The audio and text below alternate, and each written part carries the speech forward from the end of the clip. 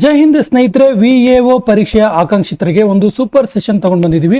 So ಇವತ್ತಿನ ವಿಡಿಯೋದಲ್ಲಿ VAO ಎಕ್ಸಾಮ್ನ paper 2 Kannada, English ಮತ್ತು ಕಂಪ್ಯೂಟರ್ಗೆ ಸಂಬಂಧಪಟ್ಟಂತಹ 360 ಡಿಗ್ರಿ ಸೆಷನ್ ತಗೊಂಡು ಬಂದಿದ್ದೀವಿ. ಅಂದರೆ ಈ ಒಂದು ಪ್ರಶ್ನೆ ಪತ್ರಿಕೆಯಲ್ಲಿ ಸಂಪೂರ್ಣವಾಗಿ ಉತ್ತರಗಳ ವಿಶ್ಲೇಷಣೆಯನ್ನು ಮಾಡಲಾಗುತ್ತೆ. ಸೊ ಪ್ರತಿ ಪ್ರಶ್ನೆ ಕೂಡ ಮೋಸ್ಟ್ ಇಂಪಾರ್ಟೆಂಟ್ ಕ್ವಶನ್ಗಳನ್ನು ಆಯ್ದುಕೊಂಡಿದ್ದು ಮುಂಬರುವ ಪರೀಕ್ಷೆಗೆ ಒಂದು ರಾಮಬಾಣ ಆಗುತ್ತೆ ಅಂತ ಹೇಳ್ತಾ ಸೆಷನ್ ಸ್ಟಾರ್ಟ್ ಮಾಡ್ತಿದ್ದೀವಿ. ಸ್ನೇಹಿತರೆ, ನಮ್ಮ ಚಾನಲ್ ಫಸ್ಟ್ ಟೈಮ್ ನೋಡ್ತಾ ಇದ್ರೆ ಸಬ್ಸ್ಕ್ರೈಬ್ ಮಾಡೋಕ್ಕೆ ಮರಿಬೇಡಿ ಅಂತ ಹೇಳ್ತಾ ಮೊದಲ ಪ್ರಶ್ನೆಗೆ ಹೋಗೋಣ. ಮೊದಲ ಪ್ರಶ್ನೆ ಈ ರೀತಿ ಇದೆ: ಪವನ ಎಂಬುದು ಈ ಪದದ ಸರಿಯಾದ ಸಮಾನಾರ್ಥಕ ಪದ ಯಾವುದು?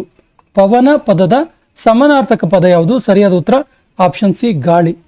ನೋಡಿ ಸ್ನೇಹಿತರೆ, ಪವನ ಎಂಬುದು ಸಂಸ್ಕೃತ ಮೂಲದ ಪದ. ಇದು ಪವನ ಸಂಸ್ಕೃತ ಮೂಲದ ಪದ.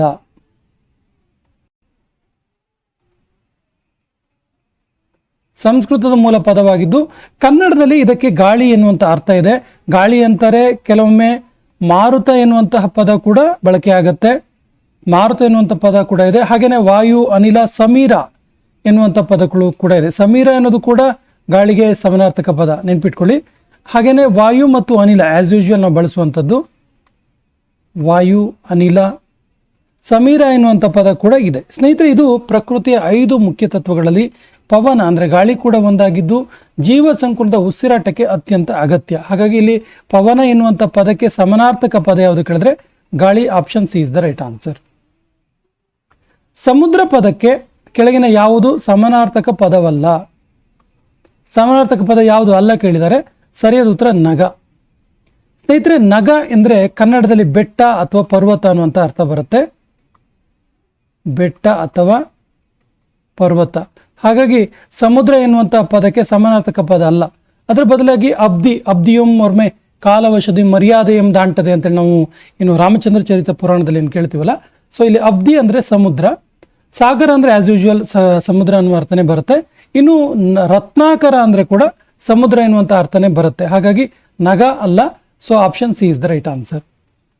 ಅರಸ ಪದದ ತತ್ಸಮ ರೂಪ ಯಾವುದು? ಅರಸ ಪದದ ತತ್ಸಮ ರೂಪ ಯಾವುದು? ಸರಿಯಾದ ಉತ್ತರ ಅರಸ ಪದದ ತತ್ಸಮ ರೂಪ Rajan. Option D is the right answer. Rajan is the ಸರಿಯಾದ ಉತ್ತರ. ಸಂಸ್ಕೃತ ರಾಜನ್ ಅಥವಾ ರಾಜ ಎಂಬ ಮೂಲ ತತ್ಸಮ ಪದವು ಕಾಲಕ್ರಮೇಣ ಕನ್ನಡೀಕರಣಗೊಂಡು ಅರಸ ಎಂಬ ತದ್ಭವ ರೂಪವನ್ನು ಪಡೀತು. ಸೊ ರಾಜನ್ ಎನ್ನುವ ಪದ ಸಂಸ್ಕೃತ ಮೂಲದ್ದು. ಸಂಸ್ಕೃತ ಮೂಲ. ಸೊ ತದ್ಭವ ಅಂದರೆ ತತ್ ಪ್ಲಸ್ ಭವ.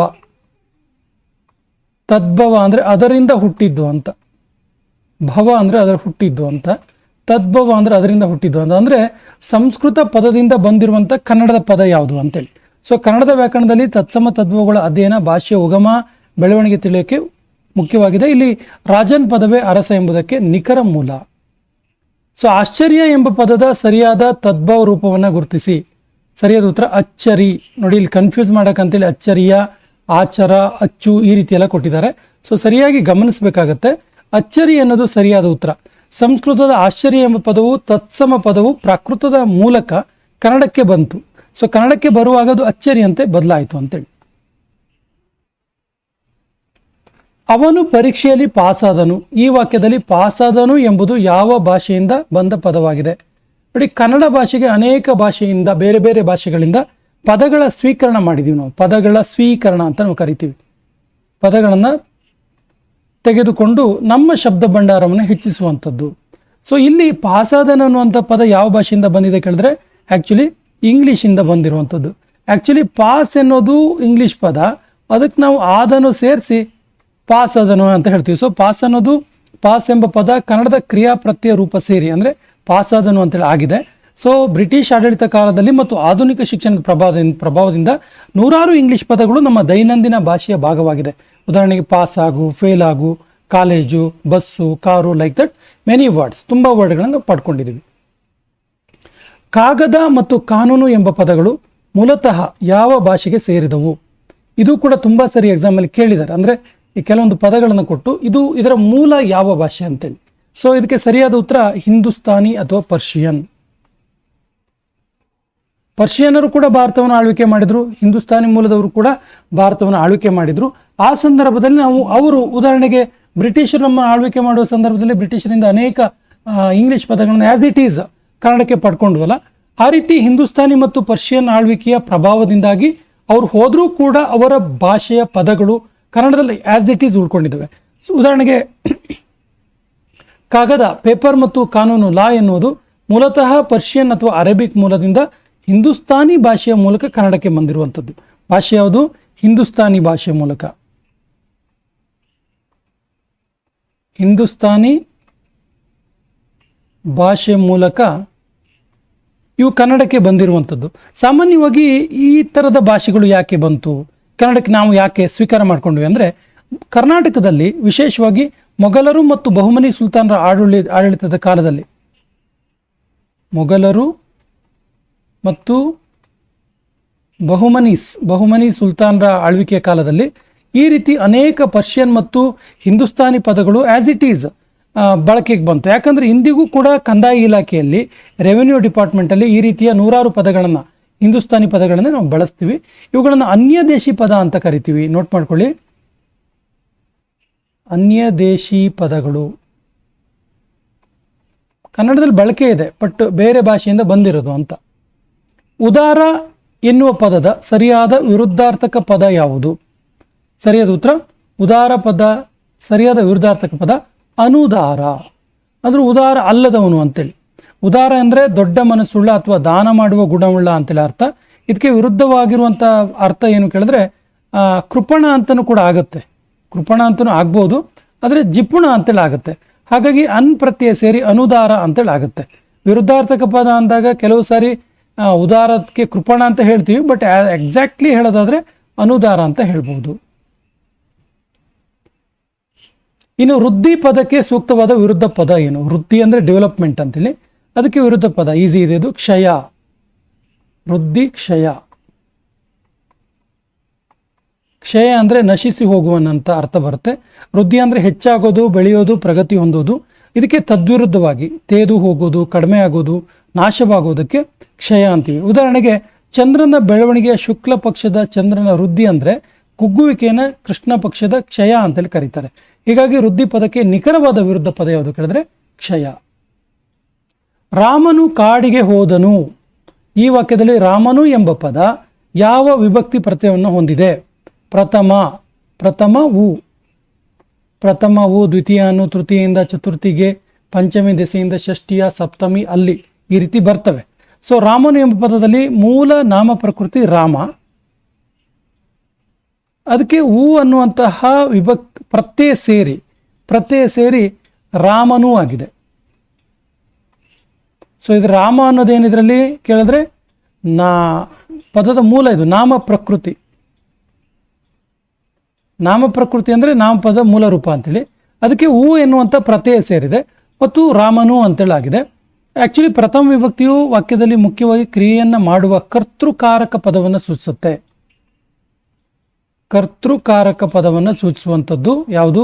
ರಾಮನು ಅನ್ನುವಂಥ ಪದ ಅಥವಾ ಹೂ ಅನ್ನುವಂತಹ ವಿಭಕ್ತಿ ಪ್ರತ್ಯಯ. ಮರದಿಂದ ಹಣ್ಣು ಬಿದ್ದಿತು. ಈ ವಾಕ್ಯದಲ್ಲಿರುವ ಮರದಿಂದ ಪದವು ಯಾವ ಕಾರಕಾರ್ಥವನ್ನು ಸೂಚಿಸುತ್ತೆ? ನೋಡಿ, ಇಲ್ಲಿ ನಾವು ಕರ್ತೃರ್ಥ, ಕರ್ಮಾರ್ಥ, ಕರಣಾರ್ಥ, ಕಾರಕಾರ್ಥ ಅಂತೇಳಿ ನಾವು ವಿಚಾರ ಮಾಡ್ತೀವಿ. ಸೊ ಮರದಿಂದ ಹಣ್ಣು ಬಿದ್ದಿತು, ಈ ವಾಕ್ಯದಲ್ಲಿರುವ ಮರದಿಂದ ಪದ ಯಾವ ಕಾರಕಾರ್ಥವನ್ನು ಸೂಚಿಸುತ್ತೆ ಕೇಳಿದ್ರೆ ಸರಿ ಉತ್ತರ ಅಪದಾನ. ನೋಡಿ, ಮರದಿಂದ ಅಂದರೆ ಇಂದ ವಿಭಕ್ತಿ ಪ್ರತ್ಯಯ. ಇದು ವಿಭಕ್ತಿ ಪ್ರತ್ಯಯ ಎಷ್ಟನೇದು ಕೇಳಿದ್ರೆ ವಿಭಕ್ತಿ ಪ್ರತ್ಯಯ ಪಂಚಮಿ ವಿಭಕ್ತಿ ಪ್ರತ್ಯಯ. ಪಂಚಮಿ ವಿಭಕ್ತಿ ಪ್ರತ್ಯಯ ಇಲ್ಲಿರುವಂಥದ್ದು. ಸೊ ನಾವು ಕರ್ತೃರ್ಥ, ಕರ್ಣಾರ್ಥ, ಸಂಪ್ರದಾನ, ಅಪಾದಾನ, ಕರ್ತೃರ್ಥ, ಕರ್ಣಾರ್ಥ, ಕರ್ಮಾರ್ಥ, ಸಂಪ್ರದಾನ, ಅಪಾದಾನ. ಸೊ ಪಂಚಮಿ ಯಾವುದಕ್ಕೆ ಬರುತ್ತೆ? ಪಂಚಮಿ ವಿಭಕ್ತಿ ಪ್ರತ್ಯಯಕ್ಕೆ ಕಾರಕಾರ್ಥ ಯಾವುದು ಕೇಳಿದ್ರೆ ಅಪಾದಾನ. ಮುಂದುವರೆದಂತೆ ಅಪಾದಾನ ಆದ ನಂತರ ಸಂಬಂಧ, ಅಧಿಕರಣ ಅನ್ನುವಂಥದ್ದು ಬರುತ್ತೆ ಷಷ್ಠಿ ಮತ್ತು ಸಪ್ತಮಿಗೆ. ಸೂರ್ಯೋದಯ ಪದವನ್ನು ಬಿಡಿಸಿ ಬರೆದಾಗ ಆಗುವ ಸಂಧಿ ಯಾವುದು? ರೈಟ್ ಆನ್ಸರ್ ಈಸ್ ಗುಣಸಂಧಿ. ಹೇಗೆ ಬಿಡಿಸಿ ಬರಿತೀವಿ ನಾವು ಇದನ್ನ? ಸೂರ್ಯ ಪ್ಲಸ್ ಉದಯ, ಸೂರ್ಯೋದಯ. ಸ್ನೇಹಿತರೆ, ಗುಣಸಂಧಿ ಅಂದರೆ ನೋಡಿ, ಇಲ್ಲಿ ಪೂರ್ವ ಪದದ ಕೊನೆಯಲ್ಲಿ ಅಕಾರ ಇದೆ, ಸೂರ್ಯ ಅಕಾರ ಇದೆ, ಅದಕ್ಕೆ ಉತ್ತರ ಪದ ಮೊದಲಿನ ಉಕಾರ ಸೇರುತ್ತೆ. ಉಕಾರ ಸೇರಿ ಓಕಾರವು ಆದೇಶವಾಗಿ ಬಂದಿರೋದ್ರಿಂದ ನಿಯಮದ ಪ್ರಕಾರ ಆಕಾರಗಳಿಗೆ ಈ ಕಾರವು ಏಕಾರ ಪರವಾದರೆ ಏಕಾರವು, ಆಕಾರಗಳಿಗೆ ಉಕಾರ ಪರವಾದರೆ ಓಕಾರವು ಆದೇಶವಾಗಿ ಬಂದರೆ ಅದು ಎಂಥ ಸಂಧಿ? ಗುಣಸಂಧಿ ಆಗುತ್ತೆ. So option A is the right answer. ಲೋಕೈಕ, ಏಕೈಕ ಈ ಥರ ಪದಗಳು, ಈ ಪದ ಯಾವ ಸಂಧಿಗೆ ಉದಾಹರಣೆಯಾಗಿದೆ? ಸರಿಯಾದ ಉತ್ತರ ವೃದ್ಧಿ ಸಂಧಿ. ಲೋಕೈಕ ಯಾವ ಸಂಧಿ? ವೃದ್ಧಿ ಸಂಧಿ. Option B is the right answer. ಸ್ನೇಹಿತರೆ, ಲೋಕೈಕ ಯಾವ ರೀತಿ ಬಿಡಿಸಿ ಬರಿಬೇಕು ಕೇಳಿದ್ರೆ ಕೆಲವೊಂದು ಸರಿ ಬಿಡಿಸಿ ಬರೆಯೋದನ್ನು ಕೂಡ ಕೇಳಿದ್ದಾರೆ. ಲೋಕ ಪ್ಲಸ್ ಏಕ ಅಂತೇಳಿ ಬಿಡಿಸಿ ಬರಿಬೇಕು. ಲೋಕ ಪ್ಲಸ್ ಐಕ ಅಲ್ಲ, ಲೋಕ ಪ್ಲಸ್ ಏಕ ಲೋಕೈಕ. ನೋಡಿ, ಇಲ್ಲಿ ಪೂರ್ವ ಪದದ ಅಂತ್ಯದಲ್ಲಿರುವಂತಹ ಅಕಾರಕ್ಕೆ ಉತ್ತರ ಪದ ಆದಿಯಲ್ಲಿರುವ ಏಕಾರ ಪರವಾಗಿ ಬಂದಿದೆ ಮತ್ತು ಇವೆರಡರ ಸ್ಥಾನದಲ್ಲಿ ಐಕಾರ ಆದೇಶವಾಗಿದೆ.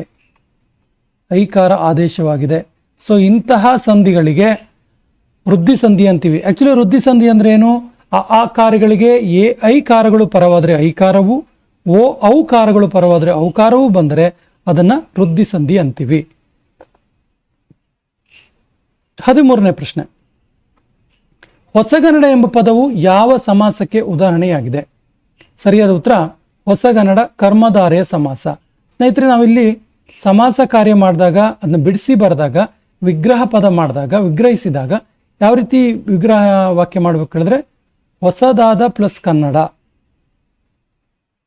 ಹೊಸದಾದ ಪ್ಲಸ್ ಕನ್ನಡ ಏನಾಗುತ್ತೆ? ಹೊಸಗನ್ನಡ ಆಗುತ್ತೆ. ಹಾಗಾಗಿ ಇದು ಕರ್ಮಧಾರೆಯ ಸಮಾಸ.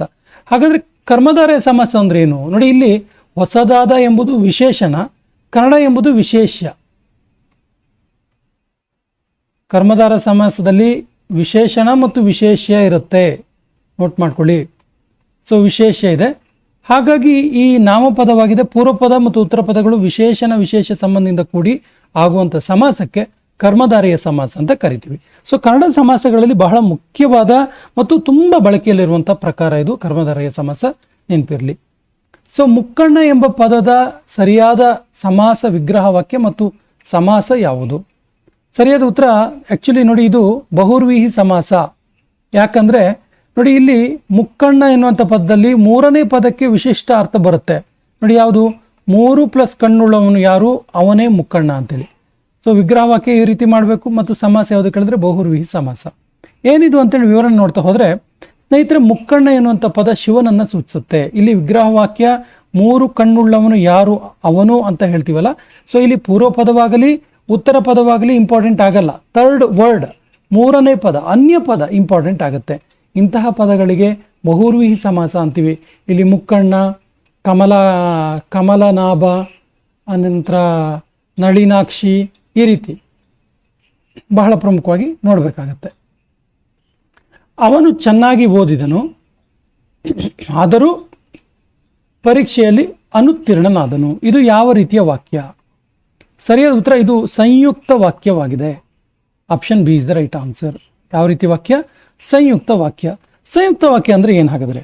ಒಂದಕ್ಕೊಂದು ಸಂಬಂಧವಿರುವ 2 ಅಥವಾ ಅದಕ್ಕಿಂತ ಹೆಚ್ಚು ಸ್ವತಂತ್ರ ವಾಕ್ಯಗಳು ಆದರೆ, ಆದರೂ ಮತ್ತು ಮುಂತಾದ ಸಂಯೋಜಕ ಅವ್ಯಯಗಳಿಂದ ಜೋಡಿಸಲ್ಪಟ್ಟಿರ್ತವೆ. ಸಂಯೋಜಕ ಅವ್ಯಯಗಳಿಂದ ಜೋಡಿಸಲ್ಪಡ್ತವೆ. ಅವ್ಯಯಗಳು, ಅಂತಹ ವಾಕ್ಯಗಳಿಗೆ ಏನಂತೀವಿ? ಸಂಯುಕ್ತ ವಾಕ್ಯ ಅಂತೀವಿ. ನೋಡಿ, ಇಲ್ಲಿ ಅವನು ಚೆನ್ನಾಗಿ ಓದಿದನು, ಆದರೂ ಅನ್ನೋದಿಲ್ಲಿ ಸಂಯೋಜಕ ಅವ್ಯಯ. ಸೊ ಪರೀಕ್ಷೆಯಲ್ಲಿ ಅನುತ್ತೀರ್ಣನಾದನು ಅನ್ನೋ 2 ವಾಕ್ಯಗಳು ಇದಾವೆ. ಇಲ್ಲಿ 2 ವಾಕ್ಯಗಳು ಈ ಸಂಯೋಜಕ ಅವ್ಯಯಗಳಿಂದ ಜೋಡಿಸಲ್ಪಟ್ಟಿದೆ. ಹಾಗಾಗಿ ಇಲ್ಲಿ ಅವನು ಚೆನ್ನಾಗಿ ಓದಿದನು ಮತ್ತು ಅವನು ಪರೀಕ್ಷೆಯಲ್ಲಿ ಅನುತ್ತೀರ್ಣನಾದನು ಎಂಬ 2 ಸ್ವತಂತ್ರ ವಾಕ್ಯಗಳು ಆದರೂ ಎನ್ನುವಂತಹ ಒಂದು ಸಂಯೋಜಕ ಅವ್ಯಯದಿಂದ ಜೋಡಿಸಿರೋದ್ರಿಂದ ಇದು ಸಂಯುಕ್ತ ವಾಕ್ಯ. ಅಮ್ಮ ಅಡುಗೆ ಮನೆಗೆ ಹೋದಳು. ಈ ವಾಕ್ಯದಲ್ಲಿರುವ ಅಖ್ಯಾತ ಪ್ರತ್ಯಯ ಯಾವುದು? Very very important. ಅಖ್ಯಾತ ಪ್ರತ್ಯಯದ ಬಗ್ಗೆ, ಪ್ರತ್ಯಯದ ಮೇಲೆ 100% ಕ್ವಶನ್ ಇರುತ್ತೆ. ಸೊ ಅಮ್ಮ ಅಡುಗೆ ಮನೆಗೆ ಹೋದಳು. ನೋಡಿ, ಹೋದಳು ಎನ್ನುವಲ್ಲಿ ಯಾವ ಒಂದು ಪದ ಇದೆ ಕೇಳಿದ್ರೆ ಅಳು ಅನ್ನುವಂಥ ಪದ ಇದೆ. ಹೋದಳು. ನೋಡಿ, ಹೋದಳು ಎಂಬ ಕ್ರಿಯಾಪದವನ್ನು ವಿಭಜಿಸಿ ಬರೆದಾಗ ಹೋಗು ಪ್ಲಸ್ ದ ಪ್ಲಸ್ ಅಳು ಅಂತ ಆಗುತ್ತೆ. ಹೋಗು ಪ್ಲಸ್ ದ ಪ್ಲಸ್ ಅಳು ಅಂತೇಳಿ ನಾವು ಇದನ್ನ ಬಿಡಿಸಿ ಬರಿಬೇಕಾಗತ್ತೆ. ಹೀಗೆ ಬಿಡಿಸಿ ಬರೆದಾಗ ಅಳು ಅನ್ನೋದು ಆಖ್ಯಾತ ಪ್ರತ್ಯಯ. ಅಳು ಅನ್ನೋದೇನು ಆಖ್ಯಾತ ಪ್ರತ್ಯಯ ಆಗುತ್ತೆ. ಸೊ ಕ್ರಿಯಾಪದ ಕೊನೆಯಲ್ಲಿ ಬಂದು ಕ್ರಿಯೆಯನ್ನ ಮಾಡಿದವರ ಲಿಂಗ, ವಚನ ಮತ್ತು ಪುರುಷವನ್ನ ತಿಳಿಸುವ ಪ್ರತ್ಯವೇ ಆಖ್ಯಾತ ಪ್ರತ್ಯಯ. ಇಲ್ಲಿ ಅಳು ಎಂಬ ಪ್ರತ್ಯಯ ಕ್ರಿಯೆ ಮಾಡಿದವರು ಪ್ರಥಮ ಪುರುಷ, ಏಕವಚನ ಮತ್ತು ಸ್ತ್ರೀಲಿಂಗ ಎಂಬುದನ್ನು ಸ್ಪಷ್ಟಪಡಿಸುತ್ತೆ. ಸೊ ಹಾಗಾಗಿ ಅಳು ಅನ್ನೋದು ಆಖ್ಯಾತ ಪ್ರತ್ಯಯ. ಹಕ್ಕಿ ಎಂಬ ಪದದ ಬಹುವಚನ ರೂಪ ಯಾವುದು? ಈಸಿ ಇದೆ, ಹಕ್ಕಿಗಳು. ಪ್ಲೂರಲ್ ಫಾರ್ಮ್ ಹಕ್ಕಿಗಳು. ನೋಡಿ, ಇಲ್ಲಿ ಏಕವಚನವನ್ನು ಬಹುವಚನಕ್ಕೆ ಪರಿವರ್ತಿಸುವಾಗ ಸಾಮಾನ್ಯವಾಗಿ ಪ್ರಕೃತಿಗೆ ಅಂದರೆ ನಾಮಪದ ಮೂಲ ರೂಪಕ್ಕೆ ಗಳು, ಇರ್ ಎನ್ನುವಂಥ ಪ್ರತ್ಯಯ ಸೇರಿಸ್ತೀವಿ. ಹಕ್ಕಿ ಅಚೇತನವಾಗಿರೋದ್ರಿಂದ ಇಲ್ಲಿ ಗಳು ಅನ್ನೋ ಪ್ರತ್ಯಯ ಸೇರಿದೆ. ಬುದ್ಧಿವಂತ ಪದದ ಸ್ತ್ರೀಲಿಂಗ ರೂಪ ಯಾವುದು? ಸರಿಯಾದ ಉತ್ತರ ಆಪ್ಷನ್ ಎ, ಬುದ್ಧಿವಂತೆ. ನೋಡಿ, ಬುದ್ಧಿವಂತ ಎನ್ನುವುದು ಪುಲ್ಲಿಂಗ, ಇದರ ಸ್ತ್ರೀಲಿಂಗ ರೂಪ ಬುದ್ಧಿವಂತೆ. ಸಂಸ್ಕೃತ ಮೂಲದ ವಂತ ಪ್ರತ್ಯಯಾಂತ ಪದಗಳು ಸ್ತ್ರೀಲಿಂಗದಲ್ಲಿ ವಂತೆ ಅಂದು ಬದಲಾಗ್ತವೆ, ನೆನಪಿರಲಿ. ನೆರೆಹೊರೆ ಪದವು ವ್ಯಾಕರಣದ ಯಾವ ಅಂಶಕ್ಕೆ ಉದಾಹರಣೆಯಾಗಿದೆ? ಸರಿಯಾದ ಉತ್ತರ ಜೋಡು ನುಡಿ. ಇದು ಜೋಡು ನುಡಿ. ನೆರೆಹೊರೆ, ಅಕ್ಕಪಕ್ಕ ಇವೆಲ್ಲ ಜೋಡು ನುಡಿಗಳು. ಎರಡು ಬೇರೆ ಬೇರೆ ಪದಗಳು ಜೊತೆಯಾಗಿ ಸೇರಿ ಬಳಕೆಯಾಗೋದನ್ನ ಜೋಡು ನುಡಿ ಅಂತೀವಿ. ಇಲ್ಲಿ ನೆರೆ ಅಂದರೆ ಪಕ್ಕದ ಅಂತ ಅರ್ಥ, ಮತ್ತು ಹೊರೆ ಅಂದರೆ ಭಾರ ಅನ್ನುವಂಥ ಅರ್ಥ ಇದ್ರೂ ಕೂಡ ಒಟ್ಟಾರೆ ಸೇರ್ಕೊಳ್ಳುತ್ತದು. ನೆರೆಹೊರೆ ಅಂದರೆ ನೆರೆಹೊರೆಯವರು, ಆಸುಪಾಸಿನವರು, ಅಕ್ಕಪಕ್ಕದವರು ಅನ್ನುವಂಥ ಅರ್ಥವನ್ನು ಕೊಡುತ್ತೆ. ಇನ್ನು ಚರಚರ ಎನ್ನುವಂಥ ಪದ ಕೆಳಗಿನ ಯಾವುದಕ್ಕೆ ಉದಾಹರಣೆಯಾಗಿದೆ? ಚರಚರ, ಚಿಟ್ಟಪಟ, ಪರಪರ, ಕರಕರ ಅನ್ನೋದೆಲ್ಲ ಇದೆಯಲ್ಲ, ಇವೆಲ್ಲವೂ ಕೂಡ ಅನುಕರಣ ವಾಚಕಗಳು ಅಥವಾ ಅನುಕರಣಾವ್ಯಯ ಅಂತ ಕೂಡ ಕರಿತೀವಿ. ನೋಡಿ, ಪ್ರಕೃತಿಯಲ್ಲಿ ಯಾವುದೇ ಧ್ವನಿ, ಚಲನೆ ಅಥವಾ ಭಾವನೆಯನ್ನ ಯಾವುದೇ ನಿರ್ದಿಷ್ಟ ಅರ್ಥವಿಲ್ಲದೆ ಕೇವಲ ಅನುಕರಣೆ ಮಾಡಿ ಹೇಳುವಂಥ ಪದಗಳಿಗೆ ಅನುಕರಣವಾಚಕ ಅಂತೀವಿ. ಇಲ್ಲಿ ಕರಕರ, ಗಡಗಡ, ದಡದಡ, ಬಡಬಡ, ಸಿಟಿ ಈ ಥರ ಪದಗಳೆಲ್ಲ ಅನುಕರಣವಾಚಕಗಳಲ್ಲಿ ಬರ್ತವೆ. ಬೆಣ್ಣೆ ಸವರಿ ಬಂದಂತೆ ಎಂಬ ನುಡಿಗಟ್ಟಿನ ಸರಿಯಾದ ಅರ್ಥವೇನು? ಬೆಣ್ಣೆ ಸವರಿ ಬಂದಂತೆ ಆಯಿತು ಅಂತೇಳಿ ಹೇಳ್ತೀವಲ್ಲ, ಅದು ಅಂದರೆ ಸಿಹಿಯಾದ ಮಾತುಗಳಿಂದ ಮೋಸ ಮಾಡುವುದು ಅಂತೇಳಿ ಅರ್ಥ. ಸರಿಯಾಗಿ ಬೆಣ್ಣೆ ಸವರಿ ಬಂದೆ ನೀನು ಅಂತ ಹೇಳ್ತೀವಲ್ಲ, ಆ ರೀತಿ. ಅಂದರೆ ಬೆಣ್ಣೆ ಸವರಿ ಬಂದಂತೆ ಎನ್ನುವಂಥ ನುಡಿಗಟ್ಟಿನ ಅರ್ಥ ಮುಖಸ್ತುತಿ ಅಥವಾ ಅತಿಯಾದ ಸಿಹಿಯಾದ ಮಾತುಗಳನ್ನು ಆಡಿ ತನ್ನ ಸ್ವಾರ್ಥವನ್ನು ಸಾಧಿಸಿಕೊಳ್ಳುವಂಥದ್ದು, ನಯವಂಚಕ ಬುದ್ಧಿ. ಇಲ್ಲಿ ಆ್ಯಕ್ಚುಲಿ ನಾವು ಇದನ್ನು ನೋಟ್ ಮಾಡ್ಬೋದು. ತುಂಬ ಜನ ಇರ್ತಾರೆ, ನಾವು ಇತ್ತೀಚೆಗೆ ಒಂದು ವರ್ಡನ್ನು ತುಂಬ ಬಳಸ್ತೀವಿ, ಬಕೆಟ್ ಹಿಡಿಯೋದು ಅಂತೇಳಿ. ಸೊ ಈ ರೀತಿ ಮುಖಸ್ತುತಿ ಮಾಡಿ ತಮ್ಮ ಸ್ವಾರ್ಥ ಸಾಧನೆಯನ್ನು ಮಾಡ್ಕೊಳ್ಳೋದಕ್ಕೆ ಬೆಣ್ಣೆ ಸವರಿ ಬಂದಂತೆ ಅಂತ ಹೇಳ್ತೀವಿ. ಕಣ್ಣಿಗೆ ಮಣ್ಣೆರಚು ಅಂದರೆ ಈ ಗಾದೆ ಅಥವಾ ನುಡಿಗಟ್ಟಿನ ತಾತ್ಪರ್ಯ ಏನು? ಕಣ್ಣಿಗೆ ಮಣ್ಣೆರಚೋದು ಅಂದರೆ ಕಣ್ಣಿಗೆ ಮಣ್ಣೆರಚಿದ್ರೆ ಏನಾಗುತ್ತೆ? ಕಣ್ಣಿಗೆ ಮಣ್ಣೆರಚಿದ್ರೆ ಏನಾಗುತ್ತೆ ಕೇಳಿದ್ರೆ ಮೋಸ ಆಗುತ್ತೆ, ಮೋಸ ಹೋಗ್ತೀವಿ ಅಂತೇಳಿ. ಅಂದರೆ ಮೋಸ ಮಾಡುವುದು ಅಥವಾ ವಂಚಿಸು. ಕಣ್ಣು ಕಾಣದೇ ಇರಂಗೆ ಮಾಡೋದು ಅಂತೇಳಿ. ಅಂದರೆ ಕಣ್ಣಿಗೆ ಮಣ್ಣು ಎರಚು ಅಂದರೆ ಒಬ್ಬರ ಕಣ್ಣೆದುರಿಗೆ ಅವರಿಗೆ ತಿಳಿಯದ ರೀತಿ ಅವರಿಗೆ ವಂಚನೆ ಮಾಡೋದು, ದೋಖ ಮಾಡೋದು ಅಂತೇಳಿ ಅರ್ಥ. ಅಂದರೆ ಕಣ್ಣಿಗೆ ಮಣ್ಣು ಬಿದ್ದಾಗ ಯಾವ ರೀತಿ ಕಣ್ಣು ಕಾಣಿಸ್ತಿಲ್ವೋ ಆ ರೀತಿ ಇವರು ನಮಗೆ ಮೋಸ ಮಾಡೋದು ನಮ್ಗೆ ಗೊತ್ತಾಗಲ್ಲ ಅಂತ. ಕೋತಿ ತಾನು ಕೆಡದಲ್ಲದೆ ವನವನ್ನೆಲ್ಲ ಕೆಡಿಸ್ತು. ಈ ಗಾದೆಯ ಮುಖ್ಯ ಆಶಯ ಏನು? ಸರಿಯಾದ ಉತ್ತರ ಕೋತಿ ಅಂದರೆ ಇಲ್ಲಿ ಒಬ್ಬ ಮೂರ್ಖನಿಗೆ ಹೇಳ್ತಾರೆ. ಸೊ ಒಬ್ಬ ಮೂರ್ಖ ತಾನು ಹಾಳಾಗೋದರ ಜೊತೆಗೆ ಇತರರನ್ನೂ ಹಾಳು ಮಾಡ್ತಾನೆ, ಇತರರನ್ನೂ ನಾಶ ಮಾಡ್ತಾನೆ ಅಂತೇಳಿ ಅರ್ಥ. Option B is the right answer. ಅಂದರೆ ಈ ಗಾದೆ ಮಾತು ಸಮಾಜದಲ್ಲಿರುವ ಜವಾಬ್ದಾರಿ ಇಲ್ಲದ ಮತ್ತು ಮೂರ್ಖ ಜನರ ಸ್ವಭಾವವನ್ನು ವಿವರಿಸುತ್ತೆ. ಕೋತಿ ಸುಮ್ಮನೆ ಇರಲ್ಲ, ಅದು ಏನು ಮಾಡುತ್ತದು? ಅದು ತನಗೆ ಆಶ್ರಯ ನೀಡಿದ ಕಾಡನ್ನೇ ತನ್ನ ಚೇಷ್ಟೆಗಳಿಂದ ನಾಶ ಮಾಡುತ್ತೆ. ಹೊಟ್ಟೆ ತುಂಬಿದ ಮೇಲೂ ಬೇಕಾಬಿಟ್ಟು ವೇಸ್ಟ್ ಮಾಡುತ್ತೆ, ಮೆಡೆದಿದ್ದೆಲ್ಲ ಮಾಡುತ್ತೆ, ಮತ್ತು ಜೊತೆಗಿದ್ದನ್ನೆಲ್ಲ ಹಾಳು ಮಾಡುತ್ತೆ ಅಂತೇಳಿ. ಸೊ ಕನ್ನಡದ ಮೊದಲ ಉಪಲಬ್ಧ ಗ್ರಂಥವಾದ ಕವಿರಾಜ ಮಾರ್ಗದ ಕರ್ತೃ ಯಾರು? Most important question, most often asked question. ಇದು ತುಂಬ ಸರಿ ಕೇಳಿದ್ದಾರೆ. ಸರಿಯಾದ ಉತ್ತರ ಶ್ರೀ ವಿಜಯ. ಈತ ನೃಪತುಂಗನ ಆಸ್ಥಾನದ ಕವಿಯಾಗಿದ್ದ. ಈತನಿಗೆ ಆಶ್ರಯ ನೀಡಿದವನು ಯಾರು ಕೇಳಿದ್ರೆ ನೃಪತುಂಗ ದೊರೆ ಅಂತೇಳಿ ಗೊತ್ತಿರಲಿ. ಈತ ಕ್ರಿಸ್ತಶಕ 850 ಸುಮಾರಿನಲ್ಲಿ 50ರಲ್ಲಿ ರಾಷ್ಟ್ರಕೂಟ ದೊರೆ ಅಮೋಘ ವರ್ಷ ನೃಪತುಂಗನ ಆಸ್ಥಾನದಲ್ಲಿದ್ದ. ಸೊ ಅಮೋಘ ವರ್ಷ ನೃಪತುಂಗ ಯಾವ ವಂಶಕ್ಕೆ ಸೇರ್ತಾನೆ ಕೇಳಿದ್ರೆ ರಾಷ್ಟ್ರಕೂಟರು. ಇದು ಗೊತ್ತಿರಲಿ. ಕನ್ನಡದ ಮೊದಲ ಉಪಲಬ್ಧ ಗ್ರಂಥವಾದ ಕವಿರಾಜ ಮಾರ್ಗವನ್ನು ಬರೆದ ಶ್ರೀ ವಿಜಯ ಯಾವ ದೊರೆಗಳ ಆಸ್ಥಾನದಲ್ಲಿದ್ದ ಅಂತೇಳಿ ರಾಷ್ಟ್ರಕೂಟರು ಅಂತ ಗೊತ್ತಿರಲಿ.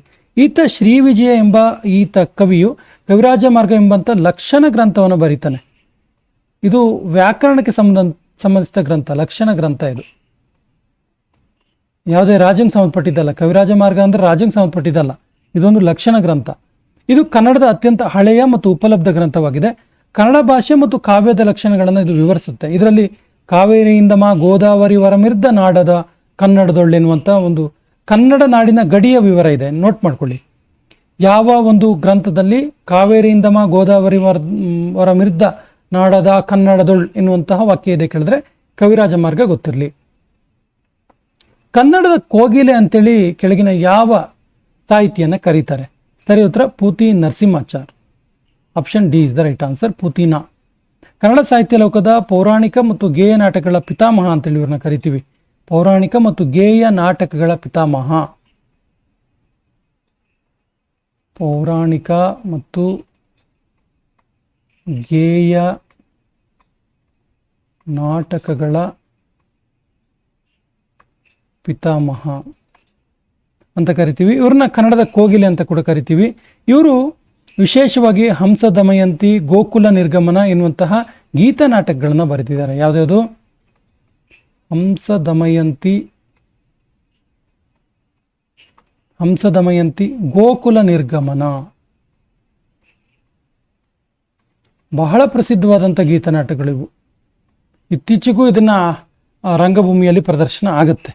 ಸೊ ಇವರ ಕವಿತೆಗಳಲ್ಲಿ ಪ್ರಕೃತಿ ಸೌಂದರ್ಯ ಮತ್ತು ಆಧ್ಯಾತ್ಮಿಕ ಚಿಂತನೆಗೆ ಎದ್ದು ಕಾಣ್ತವೆ. ಇವರಿಗೆ ಪಂಪ ಪ್ರಶಸ್ತಿನೂ ದೊರೆತಿದೆ, ಕೇಂದ್ರ ಸಾಹಿತ್ಯ ಅಕಾಡೆಮಿ ಪ್ರಶಸ್ತಿನೂ ಕೂಡ ದೊರೆತಿದೆ. ಮಲೆಗಳಲ್ಲಿ ಮದುಮಗಳು ಕಾದಂಬರಿಯನ್ನು ಬರೆದವರು ಯಾರು? ನಮಗೆ ತುಂಬ ಹತ್ತಿರವಾಗಿ ರಿಲೇಟ್ ಆಗೋ ಕಾದಂಬರಿ, ಯಾಕಂದ್ರೆ ನಾವು ತೀರ್ಥಹಳ್ಳಿಯಲ್ಲಿರೋದ್ರಿಂದ ಕುವೆಂಪು ಅವರ ಒಂದು ವಿಶಿಷ್ಟವಾದ ಕಲಾ ಪ್ರಕಾರಗಳಲ್ಲಿ ಒಂದು ಬಹಳ ಅತ್ಯದ್ಭುತವಾದ ಕಾದಂಬರಿ ಇದು, ಮಲೆಗಳಲ್ಲಿ ಮದುಮಗಳು. ತುಂಬ ಸಣ್ಣ ಪಾತ್ರವನ್ನು ಕೂಡ, ನಾಯಿಗುತ್ತಿ ಅನ್ನುವಂಥ ಪಾತ್ರವನ್ನು ಕೂಡ ವಿಶಿಷ್ಟವಾಗಿ ಅದರ ಸೂಕ್ಷ್ಮತೆಗಳನ್ನು, ಅದರ ವೈಶಿಷ್ಟ್ಯತೆಗಳನ್ನು ತಮ್ಮ ಮಲೆಗಳಲ್ಲಿ ಮದುಮಗಳ ಮೂಲಕ ವರ್ಣನೆ ಮಾಡಿದವರು ಕುವೆಂಪು. ಹಾಗಾಗಿ ತುಂಬ ಮಾತಿನಿಂದ ಕಟ್ಟಾಕೋಕ್ಕಾಗಲಿ, ಮಾತುಗಳು ಪದಗಳಿಂದ ಅವ್ರನ್ನ ವರ್ಣನೆ ಮಾಡೋಕ್ಕೆ ಅಸಾಧ್ಯ. ಆದರೆ ಒಂದಂತೂ ಕೃತಜ್ಞತಾ ಭಾವ ಇದೇ ಇರುತ್ತೆ. ಏನಂದರೆ ತೀರ್ಥಹಳ್ಳಿಯಲ್ಲಿ ಇರುವಂಥ ನಾವು ಕುವೆಂಪು ಅವರ ಮಾರ್ಗದರ್ಶನದಲ್ಲಿ ಅವರ ಸಾಹಿತ್ಯ ಕೃಷಿಯನ್ನು ನೆನಪು ಮಾಡಿಕೊಂಡು ಯಾವಾಗಲೂ ಇರ್ತೀವಿ ಅನ್ನೋದು. ಸೊ ಸ್ನೇಹಿತರೆ, ಕುವೆಂಪು ಅವರಿಗೆ ಯುಗದ ಕವಿ, ಜಗದ ಕವಿ ಅಂತ ಕೂಡ ಕರೀತಾರೆ. ಯುಗದ ಕವಿ, ಜಗದ ಕವಿ ಅಂತ ಕೂಡ ಕರೀತಾರೆ. ಕುವೆಂಪು ಅವರ ಶ್ರೇಷ್ಠ ಕಾದಂಬರಿಗಳಲ್ಲಿ ಮಲೆಗಳಲ್ಲಿ ಮದುಮಗಳು, ಕಾನೂರು ಹೆಗ್ಗಡತಿ ಎರಡೂ ಕೂಡ ಸಿನಿಮಾ ಆಗಿದ್ದಾವೆ. ಕಾನೂರು ಹೆಗ್ಗಡತಿ, ನೆನಪಿನ ದೋಣಿಯಲ್ಲಿ, ಅದು ಆತ್ಮಕಥೆ, ಬಹಳ ಪ್ರಮುಖವಾಗಿರೋದು. ಸೊ ಇಲ್ಲಿ ಮಲೆನಾಡಿನ ಸಂಸ್ಕೃತಿ, ಜೀವ ವೈವಿಧ್ಯತೆ, ಜಾತಿ ಪದ್ಧತಿ ಪ್ರತಿಯೊಂದನ್ನು ತುಂಬ ಚೆನ್ನಾಗಿ ಅಚ್ಚುಕಟ್ಟಾಗಿ ಚಿತ್ರಣ ಮಾಡಿದ್ದಾರೆ. ಇವರು ಕನ್ನಡ ಸಾಹಿತ್ಯ ಲೋಕದಲ್ಲಿ ಜ್ಞಾನಪೀಠ ಪ್ರಶಸ್ತಿ ಪಡೆದ ಮೊದಲ ಸಾಹಿತಿ ಯಾರು? ಈಸಿಯಾಗಿರೋ ಉತ್ತರ, ಸರಿಯಾದ ಉತ್ತರ ಕುವೆಂಪು. ಸ್ನೇಹಿತರೆ, ಕುವೆಂಪು ಅವರಿಗೆ ಯಾವಾಗ ಜ್ಞಾನಪೀಠ ಪ್ರಶಸ್ತಿ ಸಿಕ್ತು ಕೇಳಿದ್ರೆ ಇವರ ಶ್ರೀರಾಮಾಯಣ ದರ್ಶನಂ ಕೃತಿಗೆ, ಶ್ರೀರಾಮಾಯಣ ದರ್ಶನಂ ಕೃತಿಗೆ 1967ರಲ್ಲಿ ಜ್ಞಾನಪೀಠ ಪ್ರಶಸ್ತಿ ದೊರೆಯಿತು. ಆ ಮೂಲಕ ಕನ್ನಡಕ್ಕೆ ಜ್ಞಾನಪೀಠ ಪ್ರಶಸ್ತಿ ದೊರೆತ ಮೊಟ್ಟ ಮೊದಲ ಏನಾಗಿದೆ ಕೃತಿಯಾಗಿದೆ ಇದು, ಮತ್ತು ಮೊಟ್ಟ ಮೊದಲ ಕವಿ. ಕನ್ನಡಕ್ಕೆ ಹಾಗಾದರೆ ಒಟ್ಟು ಎಷ್ಟು ಜ್ಞಾನಪೀಠ ಪ್ರಶಸ್ತಿಗಳು ದೊರೆತಿವೆ ಕೇಳಿದ್ರೆ 8 ಜ್ಞಾನಪೀಠ ಪ್ರಶಸ್ತಿಗಳು ಕನ್ನಡಕ್ಕೆ ದೊರೆತಿವೆ. ಜ್ಞಾನಪೀಠ ಪ್ರಶಸ್ತಿಗಳು ದೊರೆತಿರುವಂಥದ್ದು. ಕನ್ನಡದ ಪ್ರಮುಖ ಛಂದಸ್ಸಿನ ಪ್ರಕಾರವಾದ ಷಟ್ಪದಿಯಲ್ಲಿ ಒಟ್ಟು ಎಷ್ಟು ಸಾಲುಗಳಿರ್ತವೆ? ಹೆಸರಲ್ಲೇ ಇದೆ, ಷಟ್ಪದಿ. ಷಟ್ ಅಂದರೆ 6. Option B is the right answer. ಷಟ್ಪದಿ ಅಂದರೆ 6 ಸಾಲುಗಳ ಒಂದು ಪದ್ಯ ಅಂತೇಳಿ. ಇಲ್ಲಿ ಶರ, ಕುಸುಮ, ಭೋಗ, ಭಾಮಿನಿ, ಪರಿವರ್ಧಿನಿ, ವಾರ್ಧಕ ಎನ್ನುವಂತಹ 6 ವಿಧದ ಷಟ್ಪದಿಗಳಿದ್ದಾವೆ. 6 ವಿಧದ 6 ಸಾಲುಗಳಿರ್ತವೆ ಬೇರೆ. ಷಟ್ಪದಿ ಅಂದರೆ 6 ಸಾಲು. ಸೊ 6 ವಿಧಗಳು ಇದ್ದಾವೆ. ಯಾವುದ್ಯಾವುದು? ಶರ, ಕುಸುಮ, ಭೋಗ, ಶರಕುಸುಮ, ಭೋಗ, ಭಾಮಿನಿ, ಪರಿವರ್ಧಿನಿ ಮತ್ತು ವಾರ್ಧಕ ಷಟ್ಪದಿ.